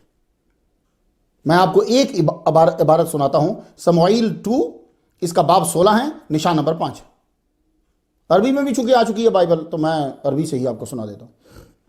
وَلَمَّا جَاءَ الْمَلِكُ دَاوُودُ إِلَى بَحُورِيمَ إِذًا بِرَجُلٍ خَارِجٍ مِنْ هُنَاكَ مِنْ عَشِيرَةِ بَيْتِ شَاوُولَ اسمه شمعی بن جیرہ يَسُبُّ وَيَرْشُكُ بِالْحِجَارَةِ دَاوُودَ، گالیاں دی، پتھر مارے۔ سن رہے ہیں؟ اب آپ کو سمجھ آئے گی کہ اللہ تعالیٰ نے داؤد علیہ السلام کی زبان پر لعنت کیوں کروائی ان کے لیے۔ داؤد علیہ السلام بحوریم میں تھے۔ یہ بحوریم جو ہے یہ یروشلم سے 8 کلومیٹر دور ہے، ہولی سٹی سے۔ تو ایک شخص شمعی نے آپ کو گالیاں بھی دی اور آپ پر پتھر بھی پھینکے۔ آپ کے دور میں بھی یہ شریعت کی نافرمانی کرنے لگے۔ بڑی نافرمانی، ہفتے کے دن کا کاروبار کرنا، دوسرا نبی کی بے ادبی کرنا۔ نتیجہ کیا نکلا؟ ان کے انکار کرنے والوں پر نبی کی زبان سے لعنت پڑی اور ذلیل بندر بن گئے۔ مسلمانوں آؤ لعلہم یتفکرون کی طرف تمہیں لے آؤں۔ ہمیں بھی سوچنا ہے، قرآن مجید کے اندر ایسے ہی چیز نعوذ باللہ فضول بیان نہیں کی گئی۔ ہمیں بھی سوچنا ہے کہ کہیں ہمارے اندر یہ 2 کام تو نہیں ہیں۔ ان کے عبادت کے دن ہفتے میں 24 گھنٹے سن سیٹ ٹو سن سیٹ تجارت اور اس سے متعلقات تک حرام تھے۔ ہماری عبادت کا بڑا دن جمعہ ہے، یہ اللہ نے ہمیں دیا، ہم نے چپ کر کے لے لیا، ہم نے کوئی بات نہیں کی۔ تو پھر حکم بھی دیکھ لو کیسا آیا۔ سورۃ الجمعہ آیت نمبر 9، یا ایھا الذین آمنوا اذا نودی للصلاۃ من یوم الجمعہ فسعوا الی ذکر اللہ وذروا البیع۔ کتنا ایزی آرڈر آیا۔ اے ایمان والو، جمعہ کے دن نماز کی اذان دی جائے تو تم اللہ کے ذکر یعنی خطبہ اور نماز کے لیے دوڑو اور خرید و فروخت چھوڑ دو۔ ذالکم خیر لکم ان کنتم تعلمون، یہ تمہارے لیے بہتر ہے اگر تم جانو تو۔ تم کیا جان رہے ہو کہ میں دکان کھولوں تو بہتر ہے؟ اللہ کہہ رہے نہیں، دکان بند کر تو بہتر ہے۔ بس یہی فرق ہے ہماری عقل میں اور اللہ تعالیٰ کے علم میں۔ تو سنیں نا، آپ کہہ رہے ہیں کہ دکان کھلی رہے تو فائدہ ہے. اللہ کہہ رہا ہے کہ اس ٹائم پہ دکان بند کر تو فائدہ ہے. تو جنہوں نے بند کی پھر انہوں نے فائدے دیکھے, اور جنہوں نے کھولی پھر انہوں نے نقصان بھی دیکھے. تو یہ 24 گھنٹے نہیں کرنا. ان کے لیے کیا تھا؟ سن سیٹ ٹو سن سیٹ. ہمارے لیے یہ نہیں ہے. ہمارے لیے کیا ہے؟ فَإِذَا قُضِيَتِ الصَّلَاةُ فَانتَشِرُوا فِي الْأَرْضِ وَابْتَغُوا مِن فَضْلِ اللَّهِ. سورہ جمعہ کی آیت نمبر 10. جب نماز پڑھ لو تو پھیل جاؤ. کیا مطلب؟ جاؤ مسجد سے, عبادت خانے سے اب جاؤ. وَابْتَغُوا مِن فَضْلِ اللَّهِ, بزنس شروع کر دو. اب اللہ کا فضل یعنی رزق تلاش کرنا شروع کر دو. تمہیں پرمیشن ہے. لیکن کچھ وہ ہیں کہ جو جمعہ کے بعد بھی بیٹھ جاتے ہیں, وہ ساری نوافل پڑھیں گے, وہ صلاۃ و تسبیح پڑھیں گے, وہ عبادت کریں گے. تو ان کے لیے بھی آ گیا وَاذْكُرُوا اللَّهَ كَثِيرًا لَعَلَّكُمْ تُفْلِحُونَ. کثرت سے ذکر کرو. یہ ذکر کے اندر قرآن بھی آتا ہے, نماز بھی آتی ہے, ساری چیزیں آتی ہیں. اللہ اکبر. بنی اسرائیل کی طرح ضروری نہیں ہے کہ سن سیٹ ٹو سن سیٹ. نہیں. مسلمانوں, داؤد علیہ السلام کے دور میں ساحل والے لوگ صرف مچھلی پھانستے تھے. ہم تو سیدھا کاروبار کرتے ہیں, پھانستے نہیں, سیدھا کاروبار کر رہے ہیں. جمعہ کے روز ہماری حالت ان سے بھی بدتر ہونا تھی. بدتر ہونا تھی. وہ تو صرف مچھلی پھانستے تھے, پکڑتے اتوار کو ہی تھے. پھانسنے پر وہ ذلیل بندر بن گئے. ہم تو سیدھا کاروبار کر رہے ہوتے. ہماری حالت ان سے بدتر ہونا تھی, مگر بچ گئے. کیوں؟ حضرت محمد مصطفیٰ صلی اللہ علیہ وآلہ وسلم کے نالین کا صدقہ. ہماری ظاہری شکلیں مسخ نہیں ہو رہی. یہ امریکہ میں اب تو سال ہونے کو آ گیا ہے. جب یہ سٹارٹ ہوا تھا اتنا شدید تھا وائرس کا حملہ. مسجد والوں نے مجھے کہا نمی صاحب جمعہ بند کر دیں.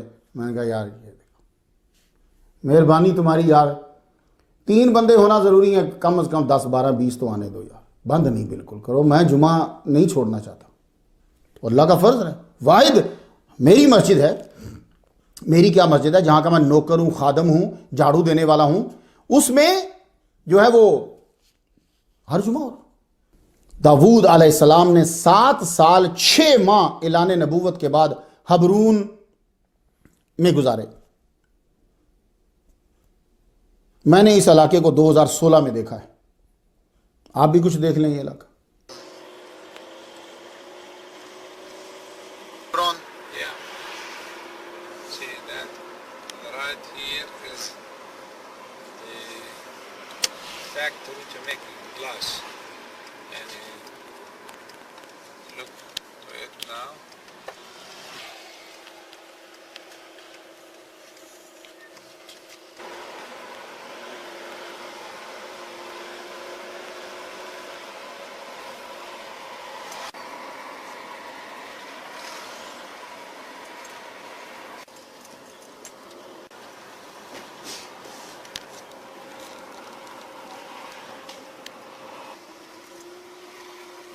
حضرت ابراہیم علیہ السلام کی قبر کی جانب جا رہا.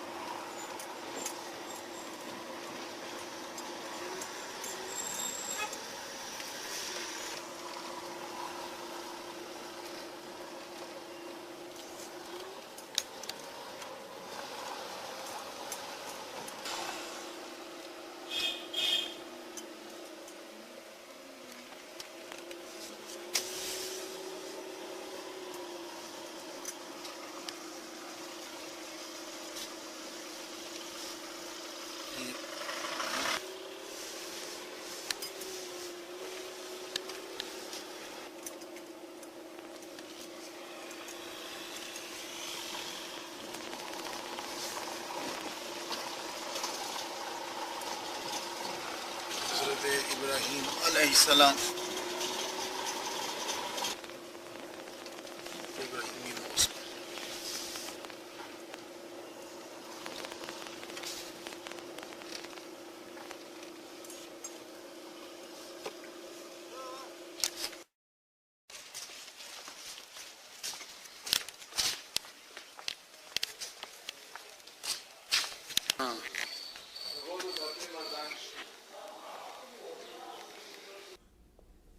اس علاقے کے اندر نہ جانے کتنے انبیاء کے پاؤں لگے، ابراہیم علیہ السلام کے پاؤں، حضرت اسحاق علیہ السلام کے پاؤں، اور انبیاء کے پاؤں۔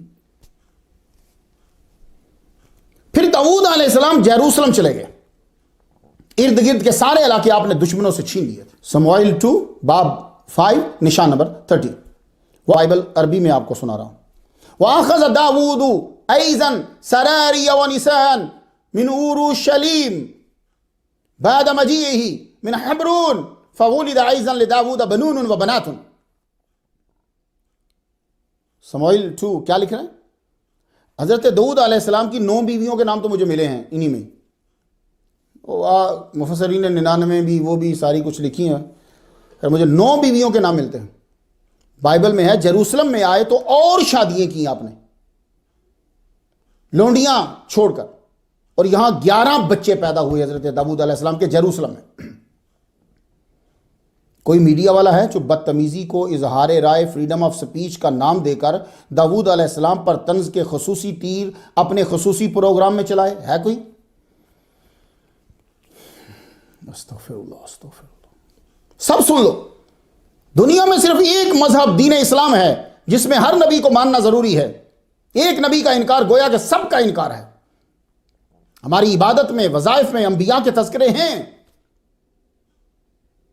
یہ روزانہ جو دلائل الخیرات پڑھتے ہیں وہ جانتے ہیں میری اس بات کو۔ دلائل الخیرات مشہور ترین وظیفہ ہے، اس کے اندر دیکھ لو انبیاء کے نام ہے، داؤد علیہ السلام کا نام ہے کہ نہیں ہے؟ ہم صرف اپنے نبی کی ہی توہین برداشت نہیں کرتے، بلکہ کسی نبی کی بھی توہین ہو ہم برداشت نہیں کرتے، کسی بھی نبی کی ہو۔ یہی وجہ ہے کہ ہم اس سٹوری کو پڑھنا بھی نہیں چاہتے جو سٹوری حضرت داؤد علیہ السلام کی طرف منسوب ہے۔ بیت شیبہ کے ساتھ نکاح کی جو سٹوری ہے، اتنی گندی سٹوری ہے۔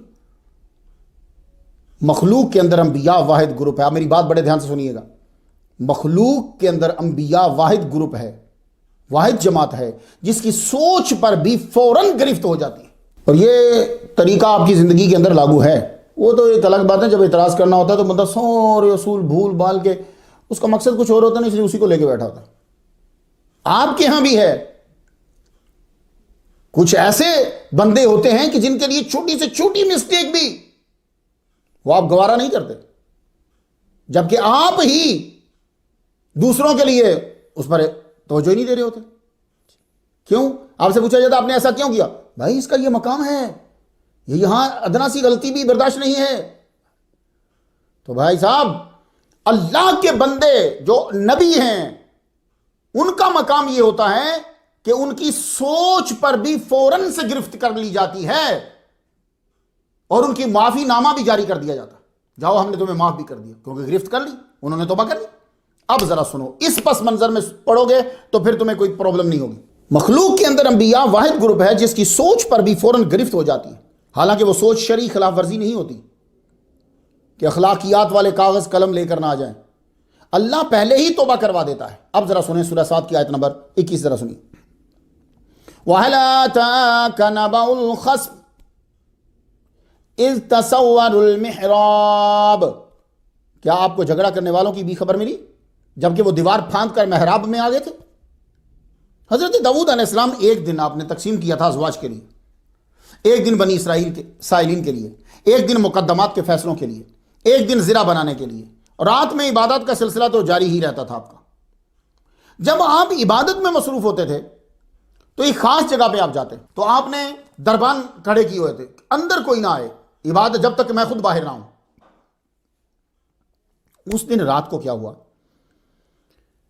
کہ 2 بندے جو ہیں وہ سامنے سے آتے تو دربان کو پتا چلتا، پچھلی دیوار کو پھاند، دیوار بھی بڑی اونچی تھی، اندر آ گئے،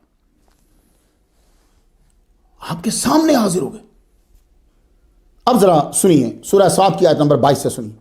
اذ دخلوا على داود ففزع منهم قالوا لا تخف خصمان بغى بعضنا على بعض فاحكم بيننا بالحق ولا تشطط واهدنا الى سواء الصراط۔ جب وہ دونوں آپ کے سامنے تھے تو آپ گھبرا گئے، یہ اندر کیسے آ گئے؟ کس صورت میں اندر داخل، کسی صورت میں اندر داخل نہیں ہو سکتے. دیواریں بلند ہیں. وہ دونوں پھر خود ہی بولے ڈریے مت، ہم دونوں خصمان فریق مقدمہ ہیں. اب شروع ہو گئے پھولی، ان سے کچھ نہیں پوچھا. دیکھ رہے ہیں یہ ساری چیزیں، اس نے مجھ پہ زیادتی کی ہے، آپ ہمارے درمیان فیصلہ کریں حق کے ساتھ، نا انصافی نہ کیجئے اور صحیح حل بتا دیجئے. یہ جو چیزیں ہیں نا، یہ سمجھدار آدمی سوچے گا کہ کیا ہے. آپ بادشاہ تھے بھائی، دربان بلوا کے نکلوا دیتے ان کو. سمجھ کے معاملہ کوئی اور ہے، چپ کر کے. یہ عام آدمی نہیں تھے، یہ اصل میں فرشتے تھے، انسانی شکل میں آئے تھے. اب ایک بولا ان ھذا اخی لہ 99 نعجة ولی نعجة واحدة فقال اکفلنیها وعزنی فی الخطاب. سورہ صاد کی آیت نمبر 23. یہ میرا بھائی ہے، اس کے پاس 99 دمبیاں ہیں اور میرے پاس ایک ہی ہے، لیکن یہ مجھ کو کہہ رہا ہے یہ بھی مجھے دے دو، اور اس نے اپنی گفتگو میں مجھے دبا لیا ہے. قال لقد ظلمك بسؤال نعجتك الى نعاجه. آپ نے فرمایا اس کا اپنی دمبیوں کے ساتھ تیری ایک دمبی ملا لینے کا سوال بے شک تیرے اوپر ایک ظلم ہے. صرف ترجمے سے آپ کو بات سمجھ نہیں آئے گی، اور سمجھنے کے لیے اکیلے چلیں گے تو الجھ کر رہ جائیں گے.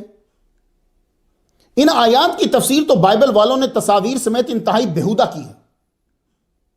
مسلمان مفسرین نے بھی کچھ صاف کر کے اس واقعے کو بیان کیا ہے، مگر وہ جواب سوال کی ماں بن گیا. ہم نبی کے متعلق گفتگو ایسی کریں گے کہ لگے کہ سب قلم، دوات، کاغذ اور لکھنے والے باوضو ہیں. جی ایسی گفتگو کرنی چاہیے. ہوا یوں کہ جب یروشلم میں آپ آئے، اسے اپنا پایا تخت بنایا، تب تک آپ تمام اسرائیل کے متفقہ بادشاہ بنے، اور علم و ہنر کی وجہ سے ترقی ہی ترقی ہو رہی تھی. فتوحات جاری تھی. طالوت کی بیٹی آپ کی پہلی بیوی عمر رسیدہ ہو چکی تھی، اور وہ خاندانی. تو آپ کے دربار میں بیت شیبہ کی معاملہ فہمی، عقل مندی، وہ اس کا تذکرہ ہوا کچھ. تب یہ پردوں کے احکامات تو نہیں تھے نا بھائی. تو آپ کے ذہن میں خیال آیا کہ ایسی بیوی میری بھی ہونی چاہیے. یہ سوچتی بس. آگے سب کچھ بنائے ہوئے افسانے ہیں، اور اس میں کیا قباحت ہے سوچنے میں بھائی. لیکن اللہ تعالی اس پر بھی اللہ نے گرفت کر دی فوراً. کیوں بھائی؟ اخلاقیات والوں نے بیج لگا کر آ جانا تھا. اللہ نے فوراً پکڑ لیا. نبی میں اور ہم میں یہی تو فرق ہوتا ہے، ہمارے خیال پہ پکڑ نہیں ہوتی. میں مثال دے کے سمجھاؤں. آپ اگر سوچو کہ جناب میں ایک بندے کو قتل کروں گا، میں اسے قتل کر دوں گا، بارہا بولتے ہو، آپ کہتے ہو، تو کیا اسی وقت آپ کو پکڑ کے جیل میں دے دینا چاہیے؟ 302 لگا دینی چاہیے؟ نہیں نا. کب لگتی ہے؟ جب آپ قتل کر لیتے. تو سوچ پہ پکڑ نہیں ہوتی جب تک کہ سوچ عمل میں نہ آ جائے. تو انبیاء میں اور ہم میں یہی تو فرق ہے.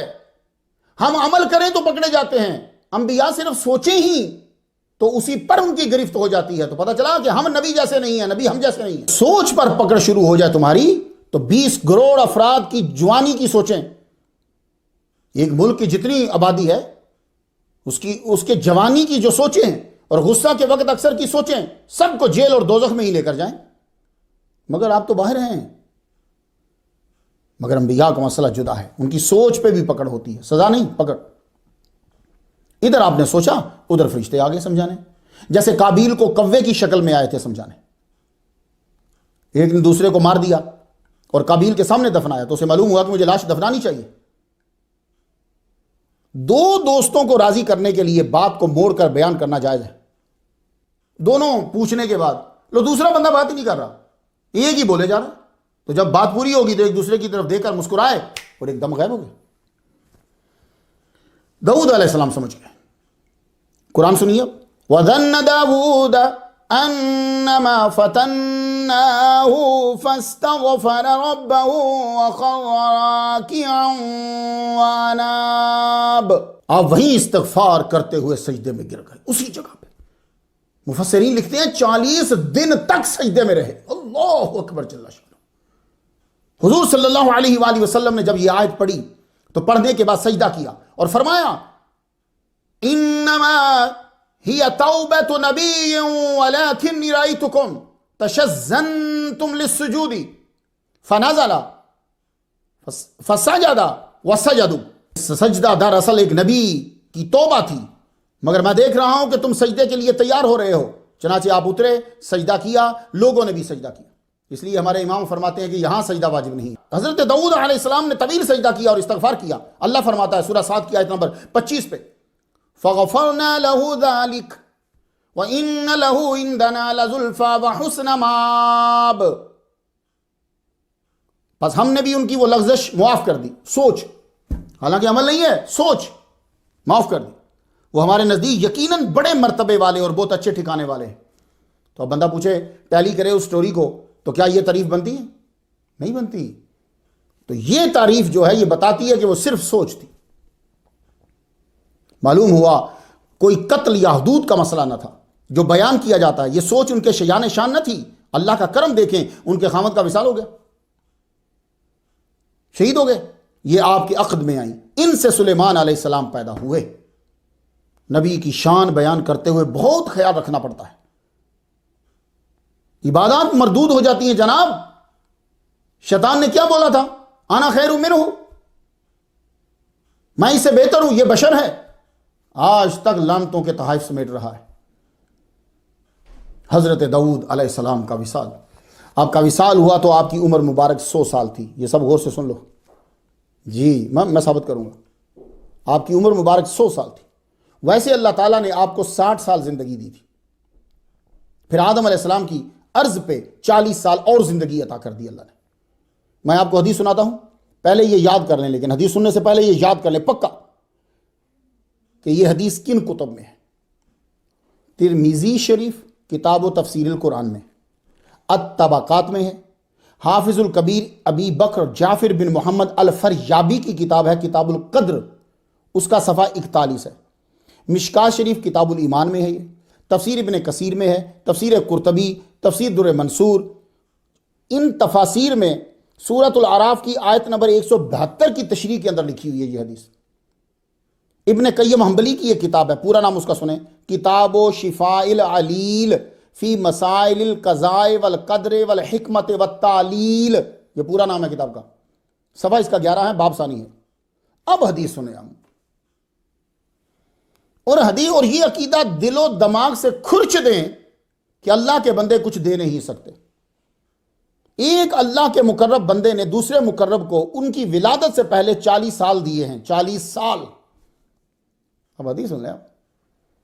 لما خلق اللہ آدم فمسح ظہرہ فسکت من ظہرہ کل نسمۃ هو خالقها من ذریته الى یوم القیامہ وجعل بین عینی کل انسان منهم وبیسا من نور ثم عرضهم على آدم فقال اے ربی من هؤلاء قال هؤلاء ذریتک فرعى رجلا منهم فعجبه.